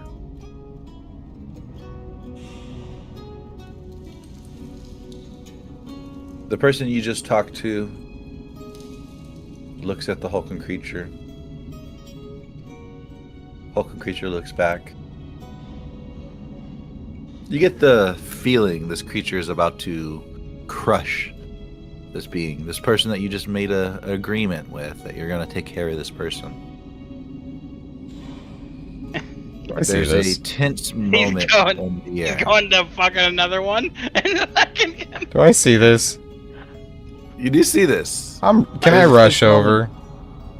If you want to. Yeah, we're gonna put the bodies down and get the two girls to safety. And we're climbing over hell and fire and charging at this thing. Oh, what? As a horse, and I'm gonna kick it in the face with a charge. So you shapeshifted into a horse? Yeah. Right? Yeah.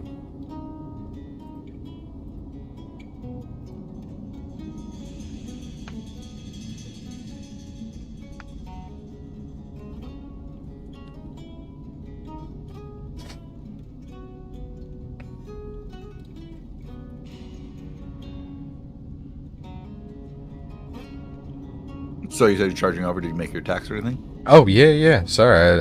My bad. No problem. Yeah, I'd like to do that. Where am I? I'm right here. Where are they? Right next to Anax. Right next to Anax. Okay. Sorry, thank you. I got disorientated when I ult tapped, so I'm like, where the fuck is everyone? There's a lot of stuff here. There we go. Oh, okay. All right. That's why you're asking if I did that. I wasn't that far away from them. Yeah, I'll go for that kick.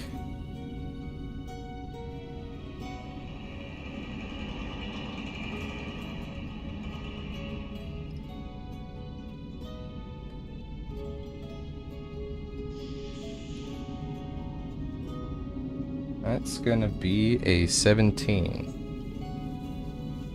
Okay. You want the good news or you want the bad news? Both. Well, you hit. But you hit steel. You don't feel like it. You punch through, like you hit it. You connected, but it was more glancing, if anything. As if you were kicking a wall. His AC is 21. I see. You just connect. It just wasn't hard. Okay, gotcha. Fuck. But that's the good news.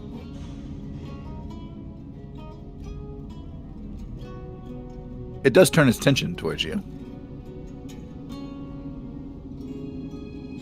You see his eyes are trained on you. Waiting for your next move. Waiting for somebody's next move. What do you all do?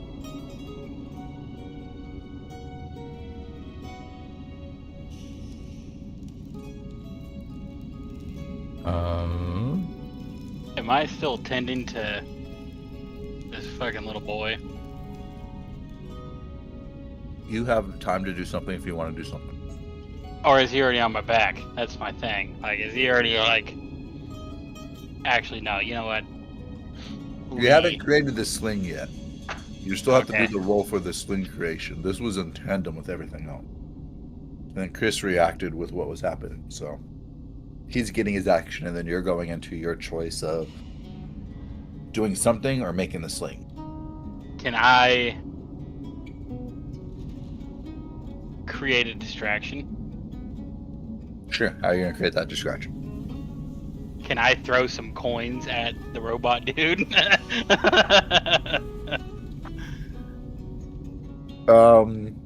And everybody's just gonna fucking swarm, and then that can get Jeva to fucking get out of there, and we can just fucking dip.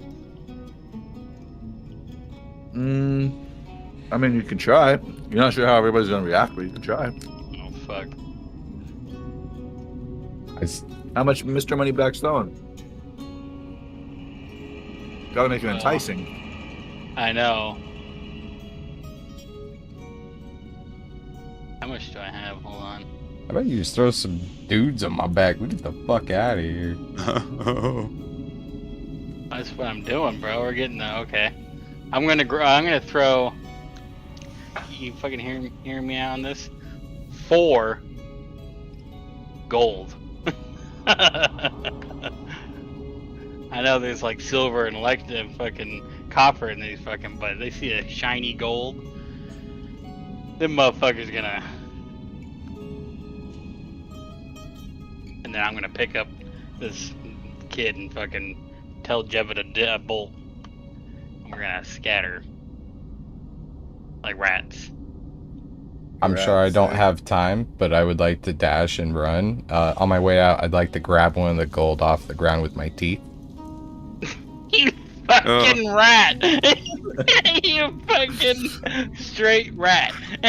In fact, I'd like to roll to see if I could hit it with my hoof and flick it up in the air to grab it with my teeth, and then wink at Annex if I pull it off. If not, I kind of want to play it off like I didn't try to just do that. No, I want to watch you fail, and I'm gonna judge you So, harder. are you trying to hide that you're taking this gold that he's throwing? No, I'm trying to do it with style. But if I fail, it's up to you if you'll let me try to play it off. I mean, that's up to Anax.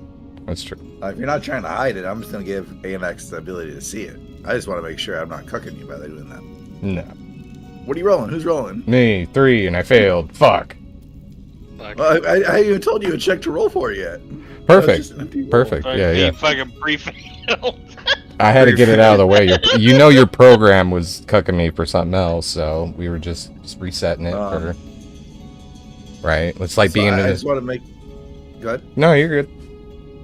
So I just want to make sure you're okay with him just automatically succeeding and seeing you do this. Yeah, of course. Okay, I just want to make sure. I don't want to cuck you there.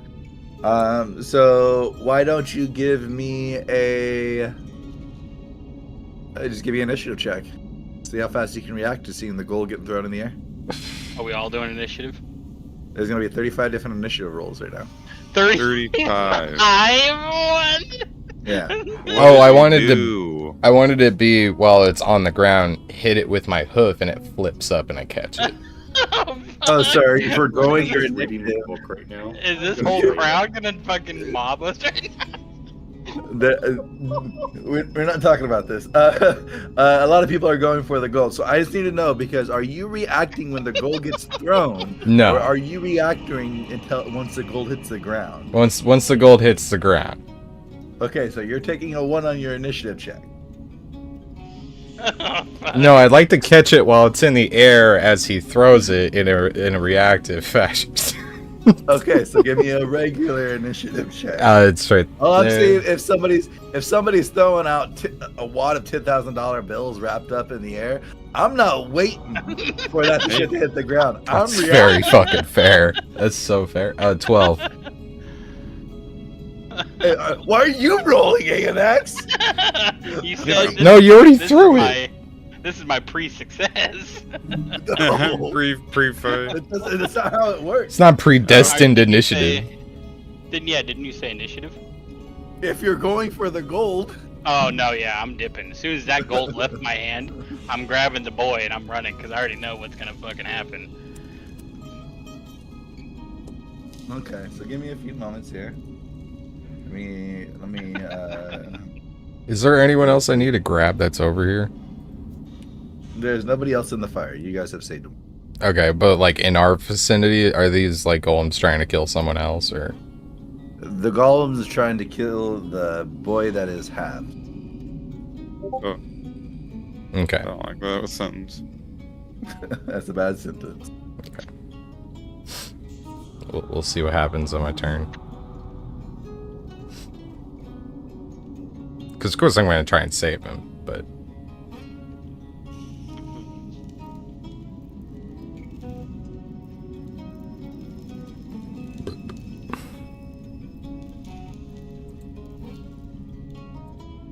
What's your dexterity? What was your initiative check?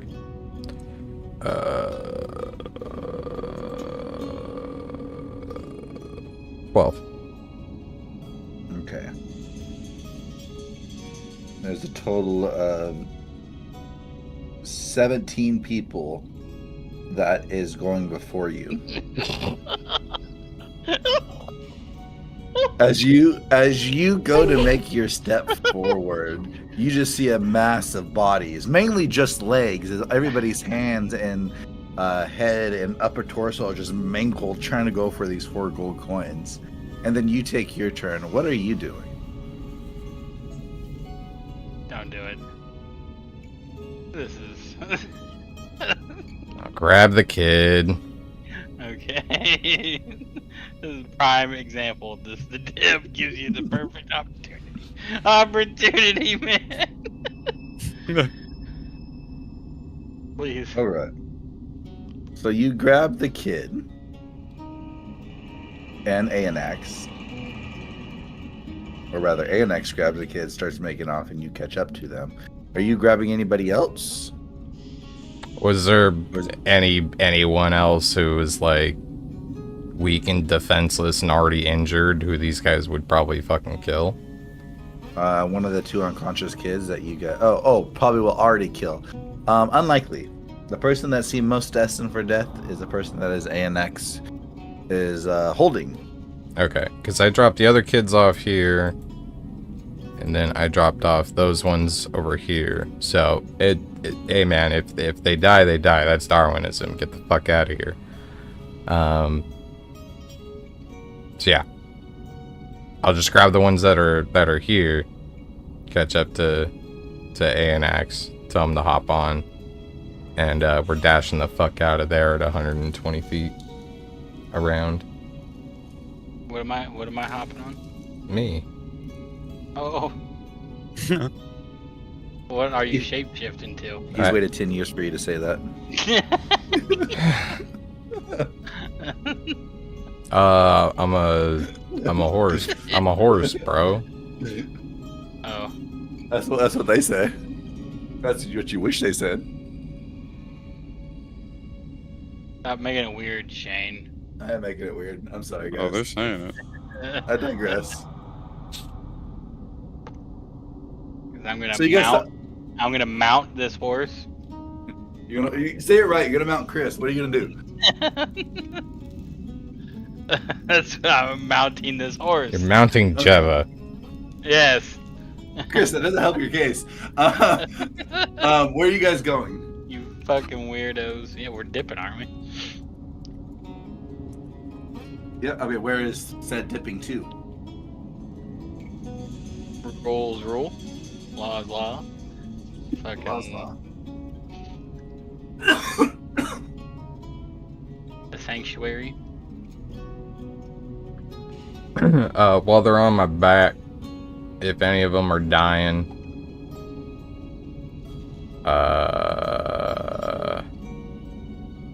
never mind. My spell slots are pretty fucking spent. Never mind. If they die, they die. The kid is currently at like 600% health. Holy shit. Yeah, I fucking overhealed his ass. He's fucking hyped.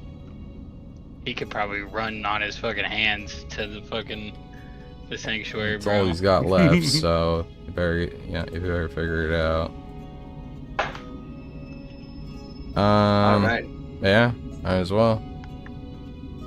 I start going one way, Anax pulls on my fucking mane to tell me to go to Law's Law, I guess.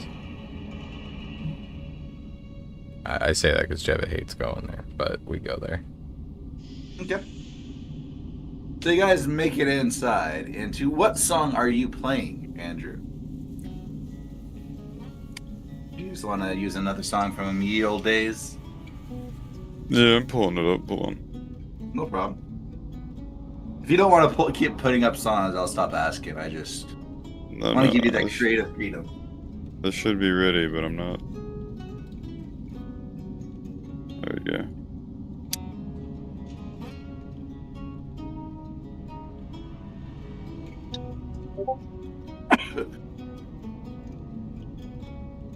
Give me a performance check.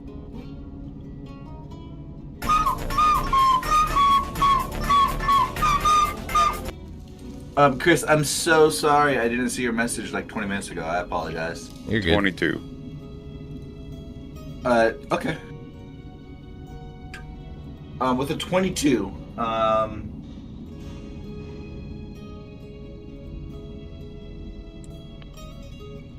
with a 22, you do put on a great performance. It's one that is, I wouldn't say it's like past rememberable, but it's in groove. You feel the sync coming up with the Beatles. You feel that melody that they have as well as the melody that you have, and playing these songs back and forth with your songs versus their songs, it's actually breaking a lot of that worry that you would have in the cadence and the theme and the feeling behind the music, because even though music is sound, the emotion that it drives, the feeling that it drives when someone plays it, how you put it on, that act that you do behind the pipes, that is melding and seamlessly coming together slowly throughout the day.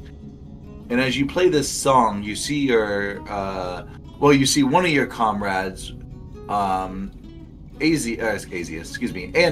come inside with a giant ass horse, and you would only know that the person that would be a horse that would walk into Law's Law would be Jeva. So you would assume that it is Jeva, and they're carrying a kid that's been halved. They're carrying half a kid? Half a kid, yep. Oh, I dropped him off at the door. What the fuck? Wait, so you don't bring the kid that's cut in half into the... Okay, hey, next, are you bringing the kid into the... Yeah, I'm carrying the... Okay. If he wants to drop his wild shape, Yeah. I can carry the kid, and that's what I think he was trying to say. Okay, I misunderstood. I thought you're another piece of trash. Stay out here. Oh, I mean, I'm not responsible for some fucking kid is the only reason. No, Anax is. You already said it. Yep. Anax, how does it feel to be the first dad inside the D&D universe? Oh, God. I don't know. I don't know Where's how that? to play it. The jury's still out. But nevertheless, how do you respond? Do you do anything specific, or are you just acknowledging, or you just keep carrying on hard? If the Beatles are playing, then so am I. Okay. So I give you that opportunity. Yeah, I appreciate it. Thank you. Yeah.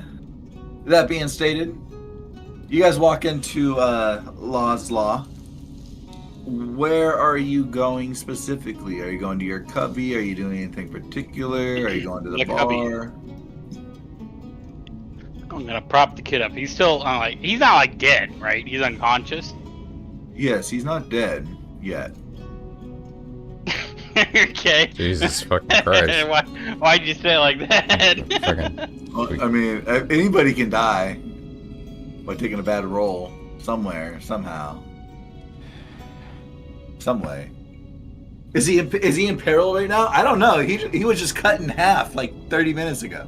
Well, actually, probably like 45 minutes to get over to here, but still, he's very much alive. Okay.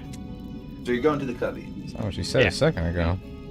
Okay. I'm just gonna kind of prop him, let him rest. As you walk in, you see Edmund reading his book. Dilbert sitting in the corner, looking up at the ceiling. And you see Muriel. Give me a second here.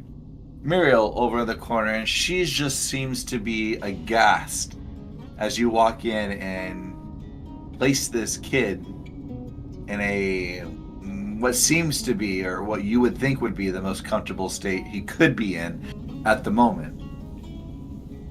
Why do you have a kid, Anax? She says. You didn't. You never told us you had a kid. Oh no, this isn't like we're not blood. This isn't like my actual child. It was someone that needed help, and I helped them. And now you're. Wouldn't you? I mean, I would bring the whole person. What happened to his? Is this fresh? Oh yeah. That there was an explosion, and he got caught in the explosion. So I healed him, and he healed. But then the law keepers came by and tried to fucking kill him, like execute him. Would you have stood by and watched that happen? She looks down, and she looks up. You don't have to say it anymore. You don't have to say it anymore. I know what you will say. I mean, she looks at you. She looks back at the kid. Do you think the kid would regret his life, living how this will be, in the world that we live in? He gets to have that choice, doesn't he? Instead of it chosen for him. So if he wants to die, you would let him? When he wakes up, and if he chooses that, that's his choice. That's what I'm trying to establish. As you guys are talking, and there's this deep conversation in a way, you hear out of the corner, "Hey guys, I think I got a mushroom for that," Nilbert says. You see Muriel give him a curt look, and he kind of slowly slinks down underneath the table. He pokes you on the thigh, Edmund. "Hey, I think I kind of bombed there. Can you let me know when it's safe to come back out?" Sure, little buddy. I got you. Thank you. Hey, how are those mushrooms? What? Have you these ones? And he opens up his hands. You want to try some mushrooms, bro? I'm okay. Thank you. I'll let you know when it's safe to come in. I just wanted to know what it's gonna do on like you with your new blood thing. I told you about that. Wait a second. I was sitting right here when you guys were talking. I may be high out of my mind, but I'm not mind on my high. No, you're just imagining everything. I don't know what you're talking about. You know what? If you keep it up, I'm gonna have to ask you to leave. Oh no! He looks at you. He looks up. And he's looking at you, but he's just so lost. He's looking back up past you to the rafters behind you. You see his pupils just get wide as his eyes. He's full hypnotoad right now. Let me know when it's safe, please. Will do, little guy. Have a good time. Muriel looks back over at you. What would you do, Edmund? Would you leave somebody like this in this shape?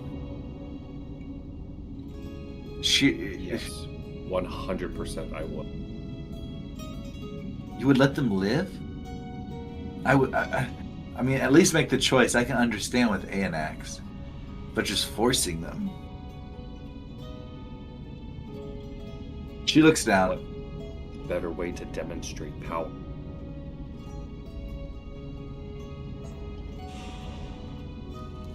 She looks over at you, and then she looks at Anax. You see almost a sadness grow across her face. You see a kind of ruffle and a small knapsack tied to her waist. And she pulls out what seems to be long leaves. They're very bright and green in fashion, but as you hold them, or rather as you see that she's holding them and applying to the underside of this child, they're viscous, almost like an aloe vera. And she's just ladling the whole fresh wound across with these leaves. This will help the scarring and hopefully ease some of the surface pain for a little bit. As for all the other pain, I hope they have what it takes to survive. But why are you here, Anax? Why are you carrying him around, Anax? Where's his parents? I don't know. Everything happened in such a blur. The explosion.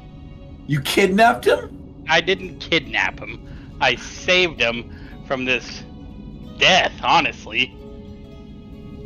When he wakes up, we will discover his parents. I'm sure he'll tell us where his parents are. And then we can take him to his parents. Yo, bro, the voice under the table is just letting you know that if you kind of take a kid, whether it was good reasons or bad reasons, but it was, you took a kid, that's kidnapping. Nilbert says from underneath the table. Or Dilbert, sorry. Call it what you will, I know my intentions.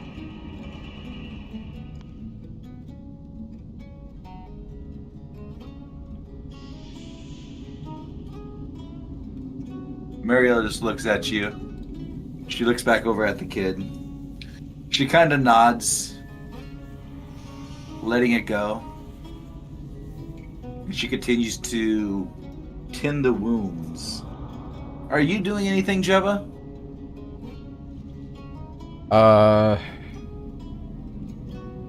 Anybody in my group or these kids need any healing? Just you and Anax took damage from the fires. Oh, I got that back from wild shaping. How you looking, Anax?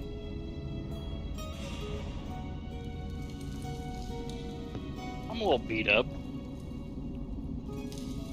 Want a little magic healing? Perhaps. I'll drop a second level cure wounds on him.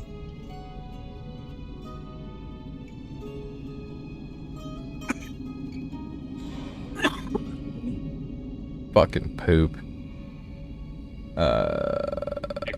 17. Okay. With a 17, you healed for 17 HP. Your max health. Woo!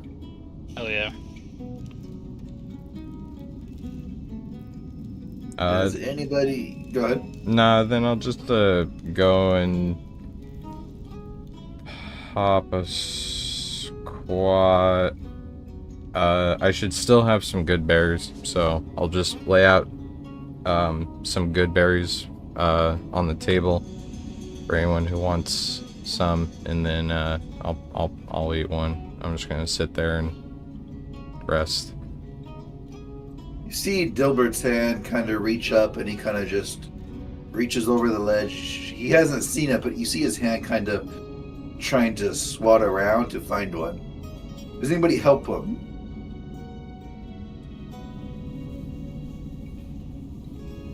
Muriel helps him. Slowly, after some awkward just watching him flounder, slides him a berry. Are you guys doing anything else over here in the cubby?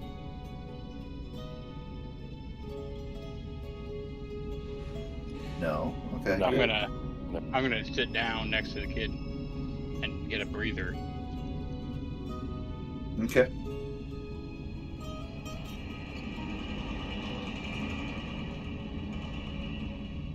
The beetles come to a standstill hard.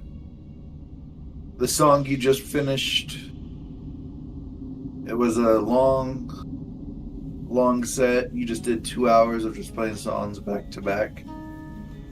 As you watch the mini Beatles do various things to achieve the sound that they add to the band, some of them flit their wings into the sound or to this tune of what sounds to be a guitar. Another one has a weird throat like strumming going on, so when they sing it really helps with the ambiance that's being projected through their vocal cords. You see through the whole time that Yoko has been stalwart face and just been watching everybody. You see when you guys make those faults, she kind of nods her head down in admission, or rather recognition of said miss that occurred.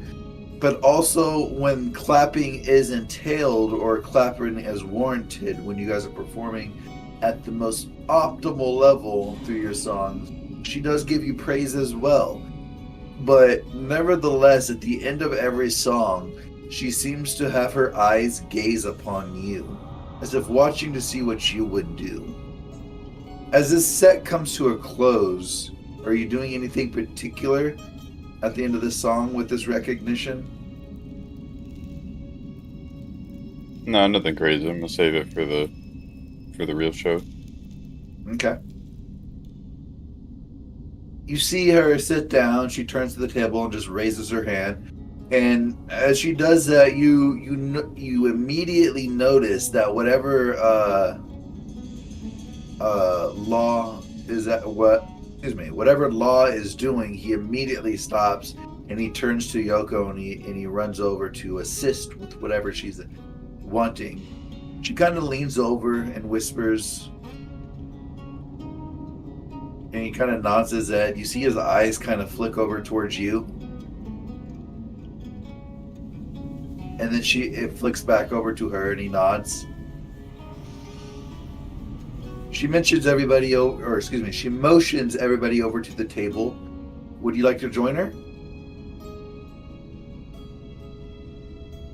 Her and the Beatles, rather? Yeah.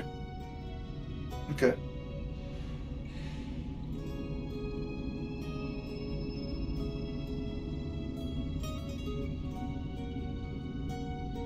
You guys sit, and as you guys are sitting there, she looks down at the table.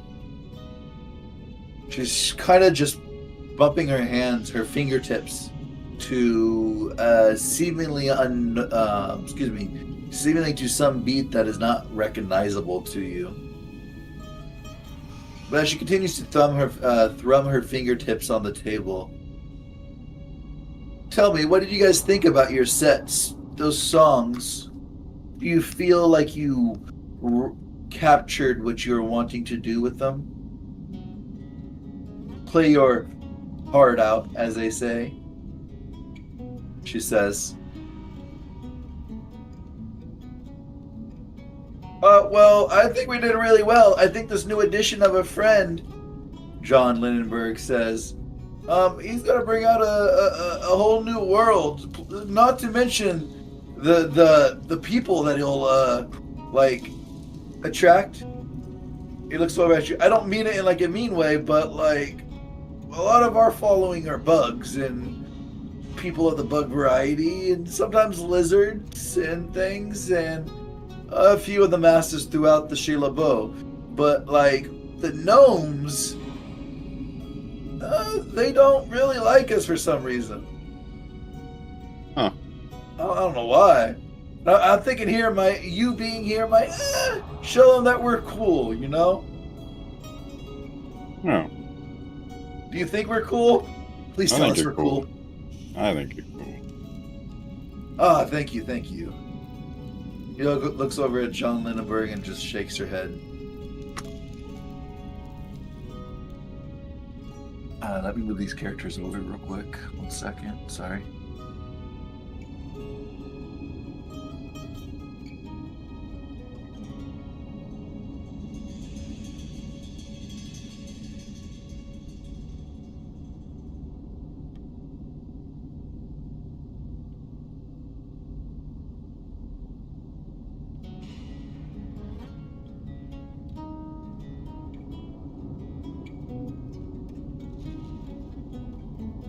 You see, as they joined the table, John Lindenberg was the first one to talk and whatnot.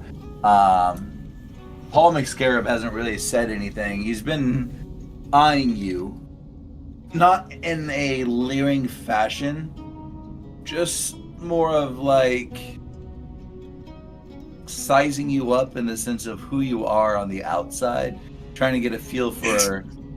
I guess that is kind of leering at you now that I'm saying it, but nevertheless, he is just watching you. You see his eyes flicker to you, and then when they're off you, it's just to watch the person talking talk, and then his eyes kind of dart back over to you, ever watchful of you and how you carry yourself.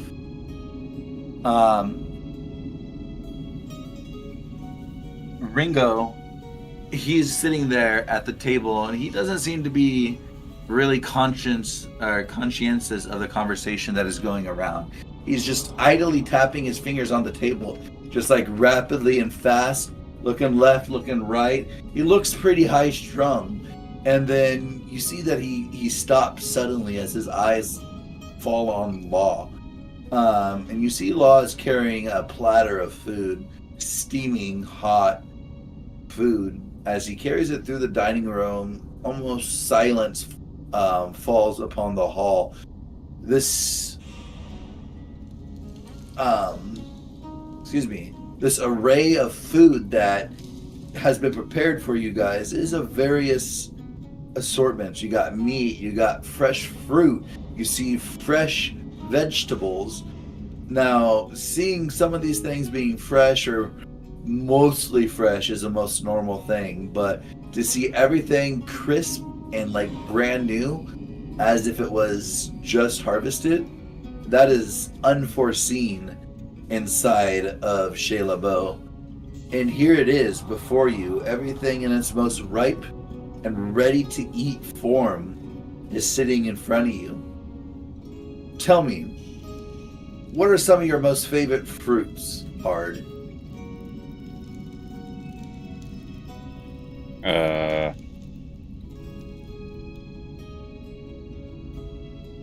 Blueberries. Awesome. It's great that you like blueberries, because there are blueberries on this platter of food. You see, one has a bit of, it looks to be like ground hamburger, just ground meat. Yeah, it is a bit disappetizing for you, but Paul Biscara grabs that like right out the get-go. You just see him going to house on it. But beyond that, you see some more of those baby back ribs, which Ringo grabs, or grabs a couple of, rather. You see a fresh platter of fruit, which are blueberries, strawberries, as well as grapes. And then you also see a platter of what seems to be vegetables. It's a very leafy, almost wavy vegetable. Not one that you recognized or have seen on the art. If anything, it looks like lettuce, like very loose lettuce. But it's speckled with other bits of what seems to be spices and herbs, in the sense of other spices, as well as other greens, such as almost seems like a green bean is in there. But nevertheless, those are the plates of food. Are you grabbing any food?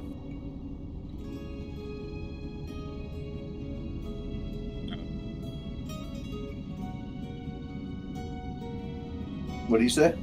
Sure, I'll try a little bit of everything. Okay. You just take a smorgasbord of everything. As he sets down the platter, which pretty much encompasses the whole table itself, he stands back up and he's like, all right, I'm going to go get you guys' drinks real quick. Yoko ordered some of the best rum in the house. In fact, to my knowledge, outside of the keeper, it's the only actual rum we have on the Leviathan. How do you take it? I take straight up, Paul McScarab says. Meat on ice, please. Twice stirred. Twice stirred. You hear Law say, what the fuck does that mean? You put ice and then you stir it like a full circumference 2 times. That's oddly Pacific, Ringo. Man has his taste. Well, Bug, anyway. You see Law just kind of roll his eyes. And he looks over at you. What about you? Straight it is for me. What was that? Straight.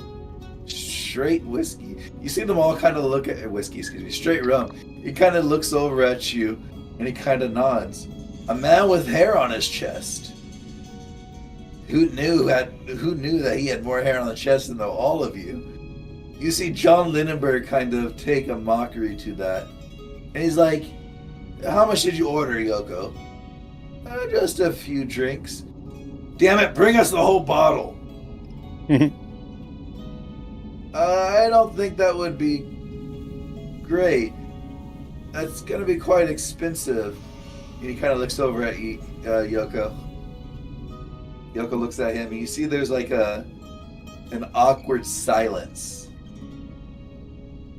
And then she nods.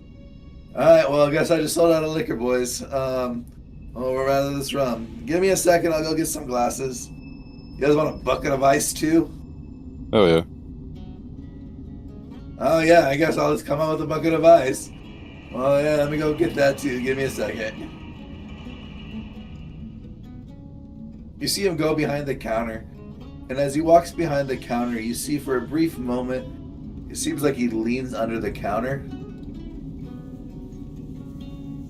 And then he's gone for about 5 minutes. And then he comes back up. You see he's carrying a steel bucket filled to the brim with ice. Like, not the bad cubed ice. It's like that good shaved ice that's just like perfect for you to munch on. And he's bringing it over to you, and inlaid in it you see is a gold bottle. And on the label you see Jack Daniels. What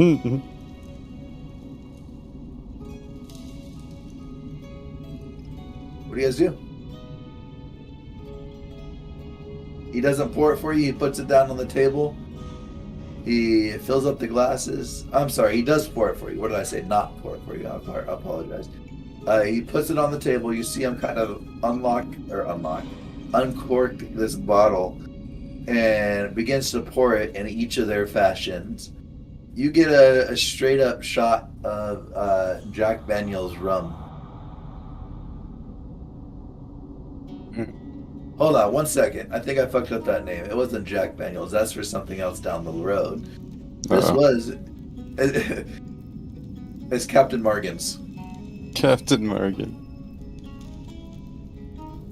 I apologize for that. That was my fuck up. Okay.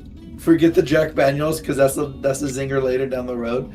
Nevertheless, he pulls it all up for you, and everybody, even Yoko, kind of raises their glass in a toast. Or rather, just a cheers, not a toast, but a cheers. I hold up my glass. And they all start drinking. Do you just straight shoot it? Nah, I'm gonna sip it. You're gonna sip it? Okay. Fantastic. I mean, it's a regular size shot glass, so it's probably more like a glass to me. But that's noted. I like it. That being said, are you just going to enjoy your meal, or are you going to do anything? Are you going to ask any questions? I'm just gonna observe their dynamic. I'm not gonna make any waves, especially this close to like the competition, you know? I understand. Okay, well, right now it's coming up towards like early evening, so right around 4 o'clock, 5 o'clock. As the night comes to a close, or rather the day comes to a close, is there anything outstanding that any of you want to address? I'm going to go over the dynamic that you unfold between them here shortly, Hard. But I just want to make sure if there's anything you guys want to address before the end of the day, that's heard and noted. No, not really. That's Okay. I mean, yeah, I mean, I don't remember if they explained this before, but I can ask like where they came from, like before the Leviathan swallowed them. Oh, they told you that they were hanging out with some penguins. That's right. Never mind then. No worries, you can bring it back up. I mean, they didn't really No, explain no, too no. much. They just bought that they were living with penguins underneath these giant coral trees. It was like weird, like the water kind of just zoned it off. Like the best way to explain it is if you're standing underneath a tree, like a really like dense tree in a rain, it just kind of falls off to the side, not so much underneath the tree itself. That's kind of what happens with the coral trees with where the penguins were staying. But Become musicians. what was that? What made them want to become musicians? So as you look around, you see Yoko's kind of just tapping her glass on the table. John Lindenberg is deep in his ribs, or excuse me, he's deep in the berries. I apologize. Oh, Ringo, with his mouth stuffed full of baby back ribs, he looks up at you.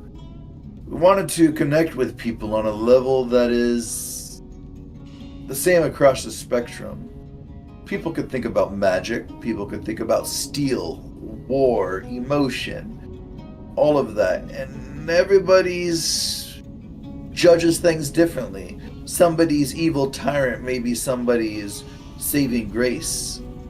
There's always a flip to every coin, to every quarter that's given, to every emotion that's put out there in this world. And this world we now find ourselves in are harsh, to say the least. But we decided that sound, the music, the feeling that music gives is universal in a way.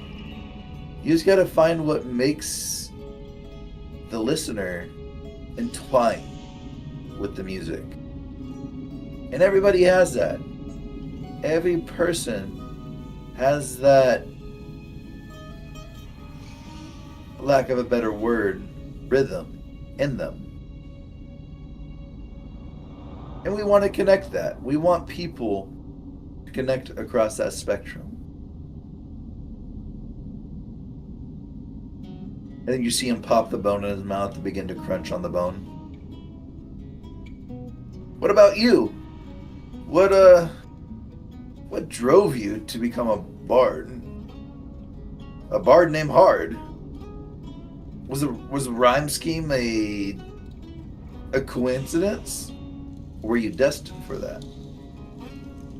I don't know. We could argue both things, but I noticed during hard times it was easier to uplift people's spirits with music.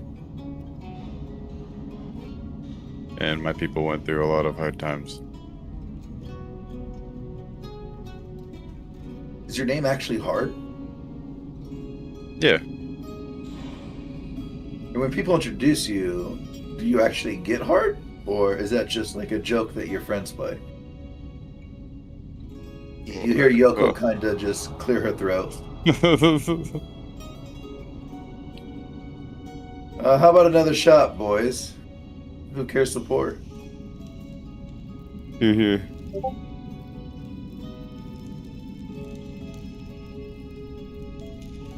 You see John Lindenberg pours this round.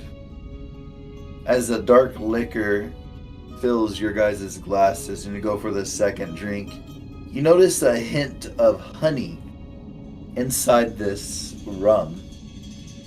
Like a undertone.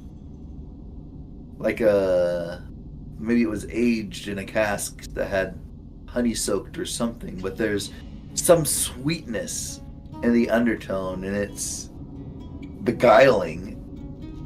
to the senses, despite the burn or the heat that the rum fills your body with as you drink it. That sweetness, that initial taste kind of carries on. You find yourself savoring it almost. What about your parents? What gave you that drive to learn the music? Besides the connection, what you stated, is there a defining moment that you're like, this is what I'm going to be? It was because of this I chose that.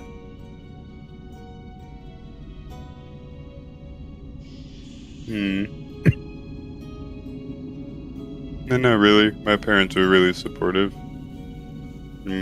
That's how happy one of them made them, and it just motivated me to keep doing it.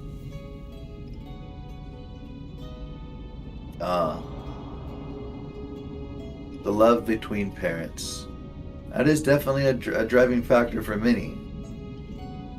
Unfortunately, not all the parents in Chez Lebeau carry that factor, and it's why we find ourselves in the squalor we are in now.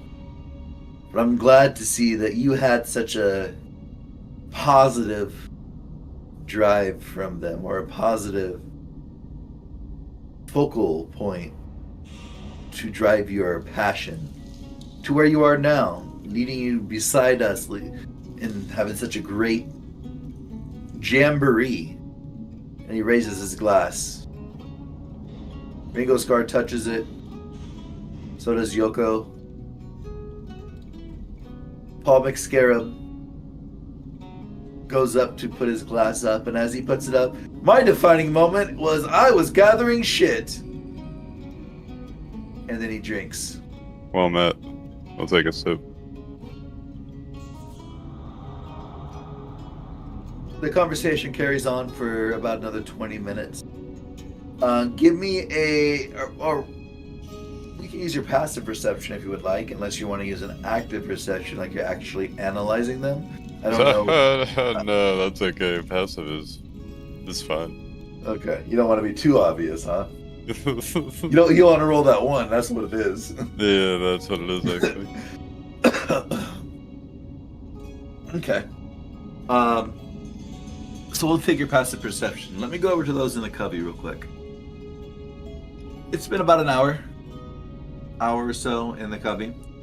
So we're coming up about 5:36. You guys are getting hungry. You guys eat those good berries, which was great. I'm assuming you guys ate those good berries. Is that what you guys did? I don't want to assume it. Yeah, I came over and said, "Oh, look, good berries," and I ate one. Nice. You came Fuck over yeah, to check dude. in. He picks up a good berry, then you see him pop a couple more blueberries afterwards, just for taste. Yeah, I ate my good berry and I'm kind of leaning back. Digestion went down Good. today. The good berry and lean. Are you doing anything, Edmund? Are you just eating a good berry, calling it good? Yeah, basically. Just having a hell of a day, if I'm honest. Hell of a day, eh? Okay. Well then. Are you guys doing anything in the cubby? If not, we're gonna go over to the kid as he stirs.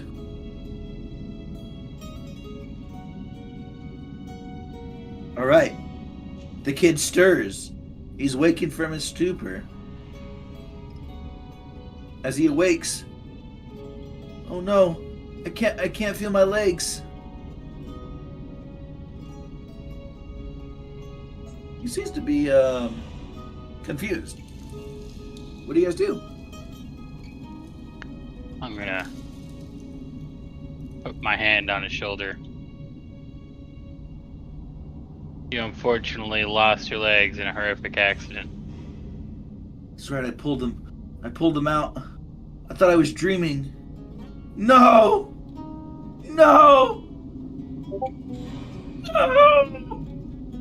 What do you do? I'm just gonna keep put my hand on his shoulder, gently patting him.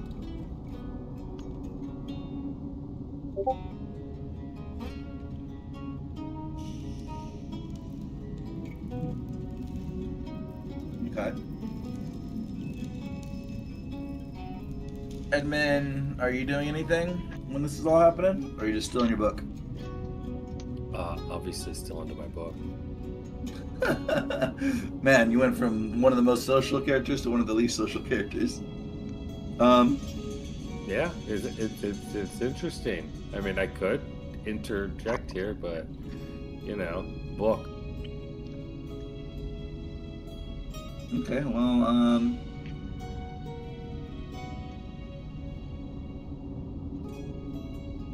you see Muriel's trying to console the child as well. After about 10 minutes, he finally becomes quiet. He's looking around. I thank you for this, but I don't know I don't know what I'm supposed to do. You have parents or any guardian figure that needs to know your whereabouts or see you or anything? I don't have parents. I'm just a street kid. They call me Timmy 2 Feet. Now it's gonna be Timmy No Feet. Oh no. What am I supposed to do, mister? Shouldn't your name be Nimmy, then? No! You're right.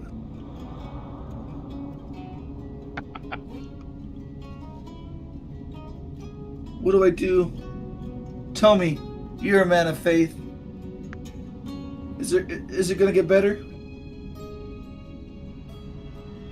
I usually look deep within myself and decide in my heart, what do you feel like you want to do?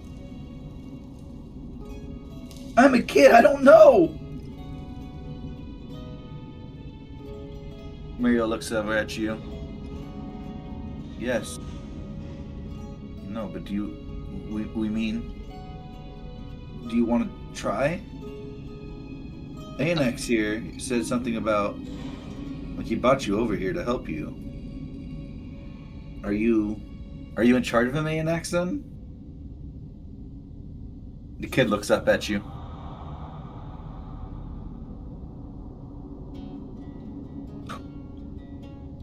If that is his choice, I could help him, yes.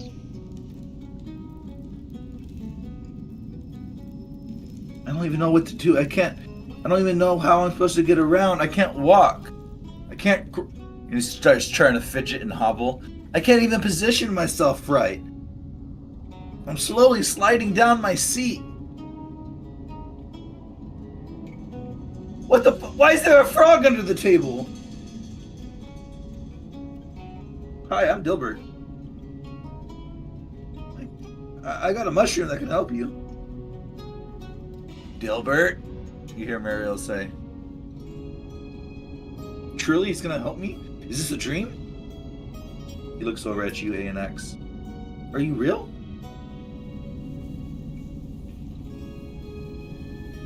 I think so. He looks down.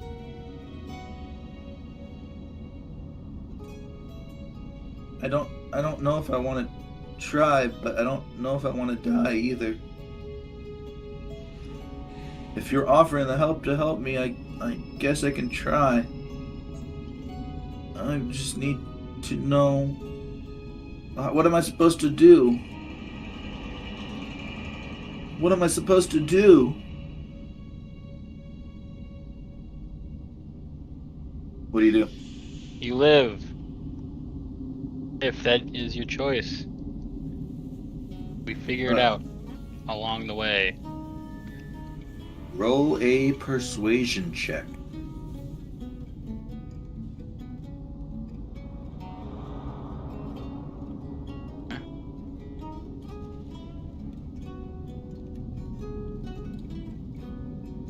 dirty 20.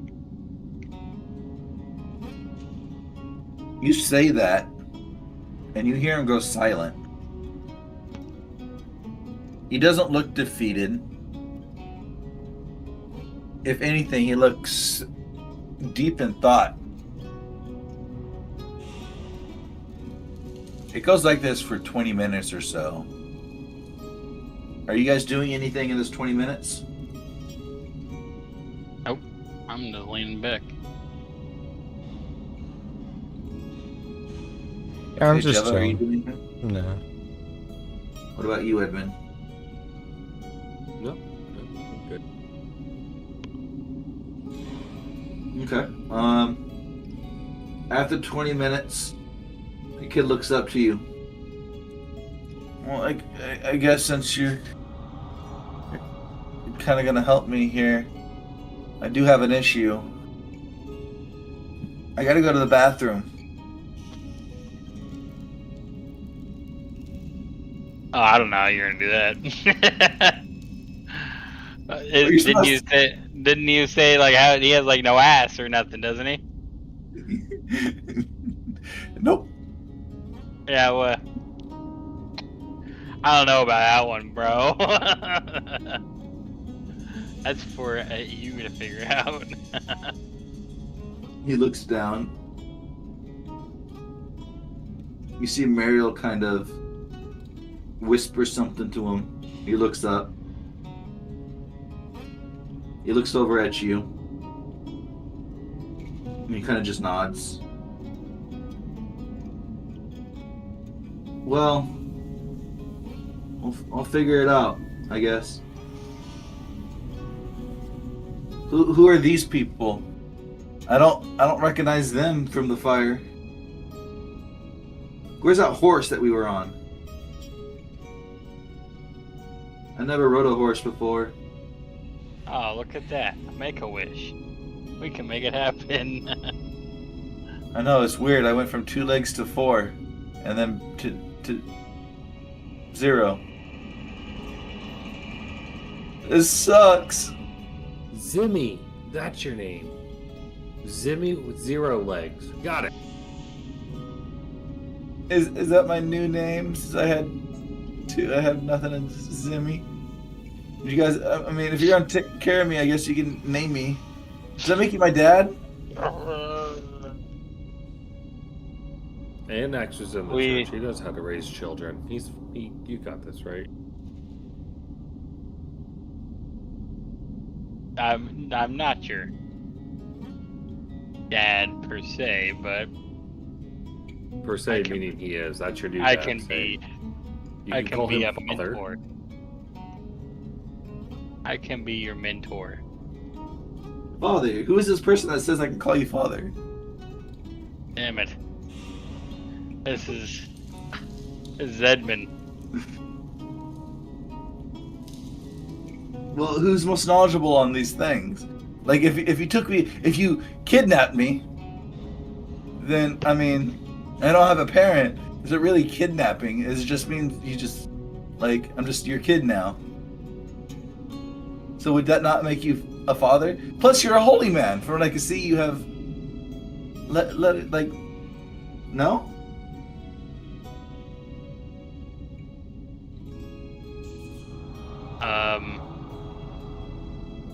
Well, I would offer to take you to the church, but unfortunately the church is not really the church right now. What? He says. They were just giving me free food the other day. What else have they told you? Well, that if I really needed a place, I couldn't find a place to go, that I could definitely come see them. And they would let me stay, and like I would be able to like help everybody with the different things that they do inside the church. I don't know. I never took them up on it. They gave me free food. Why would I bother it with more work? It was free. Did you ever go inside the church? No, all the food was outside the church. I never went in. people that go in come out differently. Differently how? They're like a different person. Not who they were. In a good way or in a bad way? He looks at you. It varies. I mean, my experience, they're pretty good. I've gotten some food off of them. They're pretty cool. Some people even got jobs. Other people, they don't fall far from the tree that they've grown on, you know? Even with the help of the church.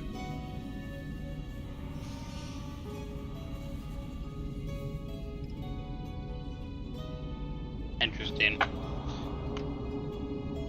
Do you happen to know anyone by Pastor Pierce? I mean, everybody knows Pastor Pierce. Big old Father PP, the kids call him. I don't know why. We all laugh and giggle at it.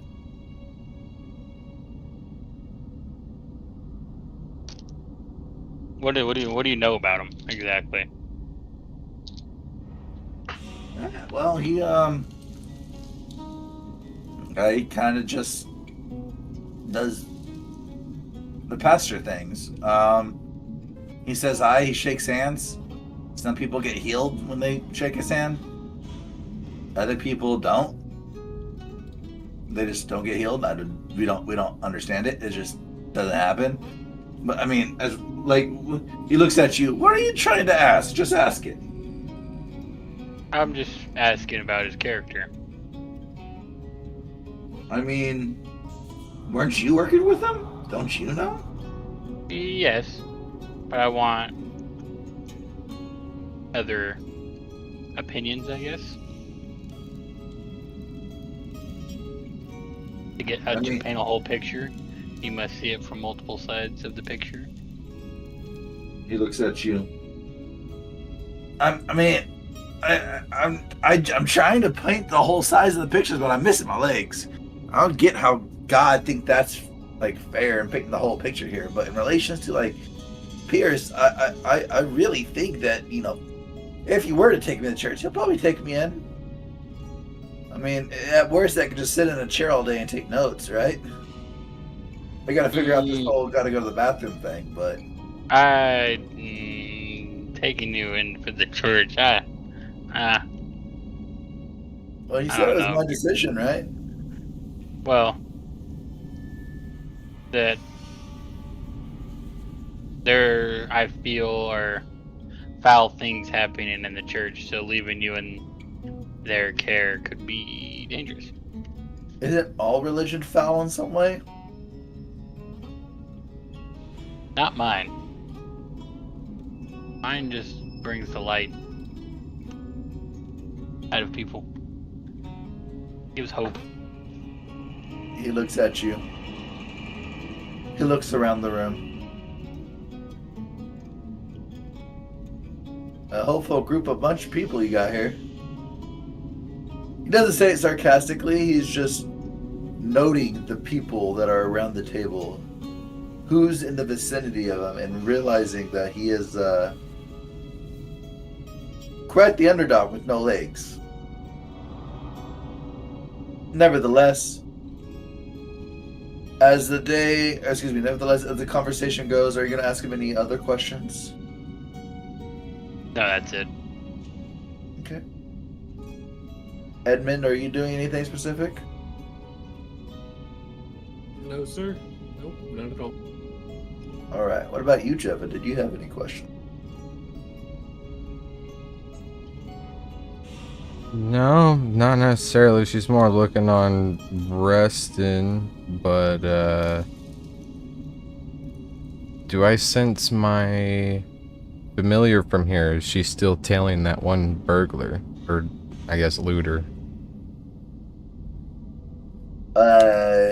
You believe she's still telling him because you don't feel her sense, or you don't sense her nearby.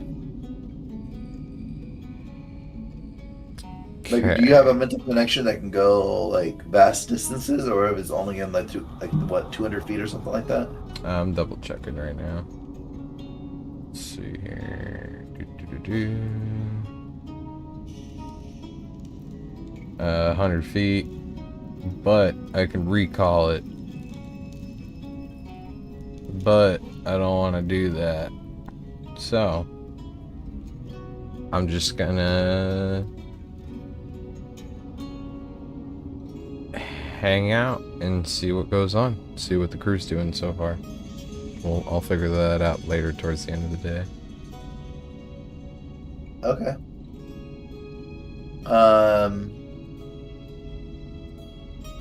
So with the conversation, hard, you found out that, or how you see people joking around, and whatnot, the dynamic that, John Lindenberg has a thing for Yoko Ono. You do notice that Paul McScarab, despite his large size, has a very small appetite. And he's very cautious of who he, or what information of himself he details to people he isn't trustworthy with yet.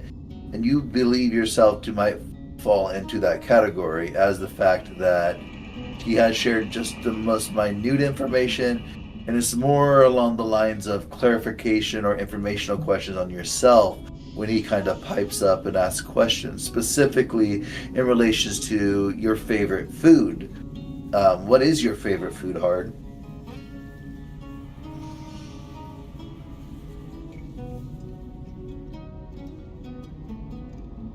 I don't know, some like special stew Grandma used to make. Okay. You see that he went into meticulous detail as to what you could recall about that stew, whether it's very like thick and rich, or if it's like a watery based stew, or is it a full stew with vegetables and other aspects. He's going into full detail and like grinding you for it, almost making you feel disengaged because of how much he's yearning for the answers. He loves food. Ringo, on the other hand, he is a very high-strung individual. When he talks, it can be very fast. You notice that when he's quick to give answers or complete answers, he slows down. And it's not in the sense of like wanting to give wrong information or going too quick. It's more he's being thoughtful and respecting not just what he's thinking and saying, but what he's talking about in of itself. Whether it's from his practicing on the various instruments, or maybe it's the fact that he likes to eat anything and everything with zero waste, such as why he would eat bones when that's not typically in their diet. It's just how he is. He's respectful of that aspect of what it is, and that is serene, that zero waste outside of the waste that he produces, I guess is the best way to say. As far as Yoko has not really talked much outside of the initial questions to you. She gives more of curt nods, yeses or nos, with the tentative vocal yes or no on the more pressing questions, I would say. But as far as the dynamic, they all seem to be enamored by you, because every time you get the opportunity to talk, to say something, maybe it was the fact that you were talking about your stew and there was side conversations going on, they would all stop and they would all just look at you and listen with intent and listening to learn, not just listening to hear, which some people do in conversation. Nevertheless, that is kind of the dynamic you get socially from them. Was there something else you were trying to seek from that? No, that's good. Okay, cool beans. Thank you. No problem. And with that, we're coming to the end of the evening. You can play one more song with the Beatles if you would like. Alright, sounds good to me. Now, this is going to be a pressing issue in the sense of give me a performance check. This will have some ramification in relations to the overall of going into tomorrow. 24. Okay. 24 is a nice, very solid, very professional performance that you give. Ending the night with your highest roll of your performance for Chez LeBeau and Law's Law. As the Beatles take their part, they all nod. Yoko pours one more round of drinks for everybody, which finishes off the bottle. She raises her glasses, and she chugs it. She drinks it.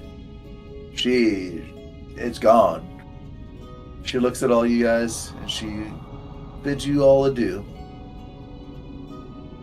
And she takes leave.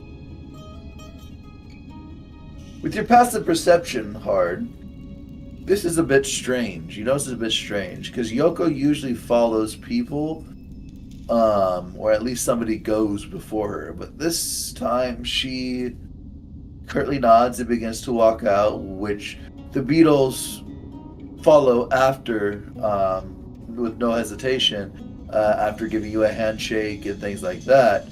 The night begins to close. What do you guys want to do at the end of the night?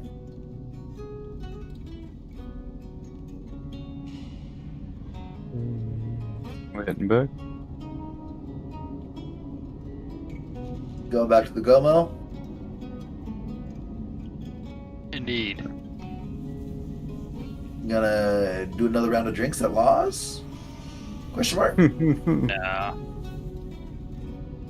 I'm No? okay. Alright. I do need you to, now that you have time and you're away from the crowd and everything, go ahead and give me that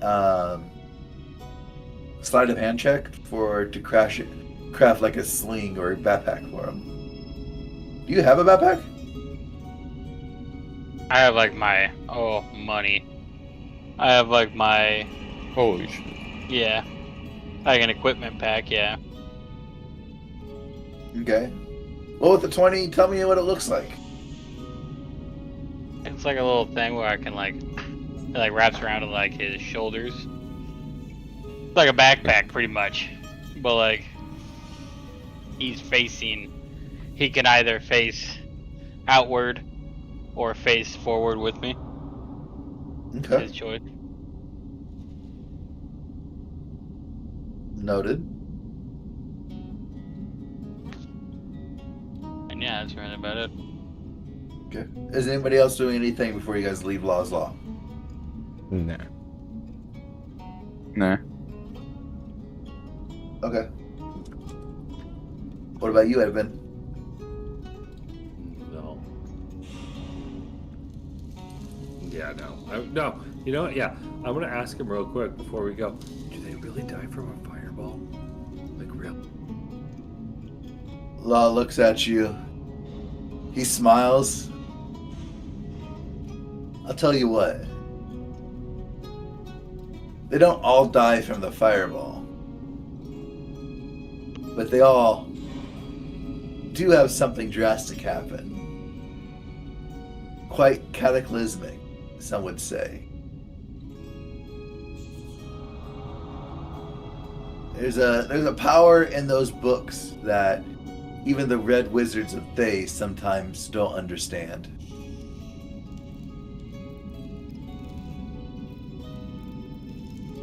He looks at you and winks and smiles. And then he walks away in mystery. As he walks away, he looks back and says, I guess you'll have to find out next time on Dragon Ball Z. There it is. You son of a bitch. I can't believe you've done this. I had a minute left.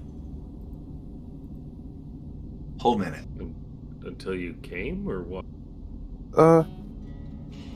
Chris came at the beginning. He got peed on. I don't know what you're talking about. Oh, that's fair. That's right. I forgot about that. That's rough, buddy. No. Thanks, man. You pissed and shit. And King Last Sorry. one's, Shit. yeah, the last one's He coming, shitted bro. and pissed. He shitted and pissed. They fart in his shed. I think I like that.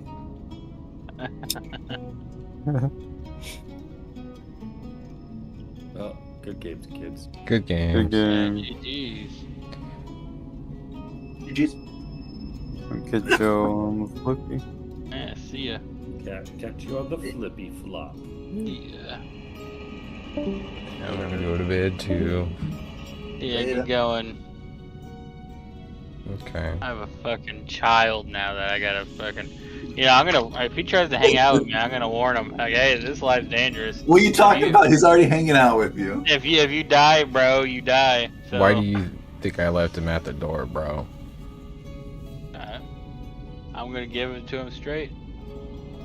If he dies, it ain't my fault. You need to. This, We'll take him on a wagon wide, and you know, you ever watch fucking- Buster Scrubs?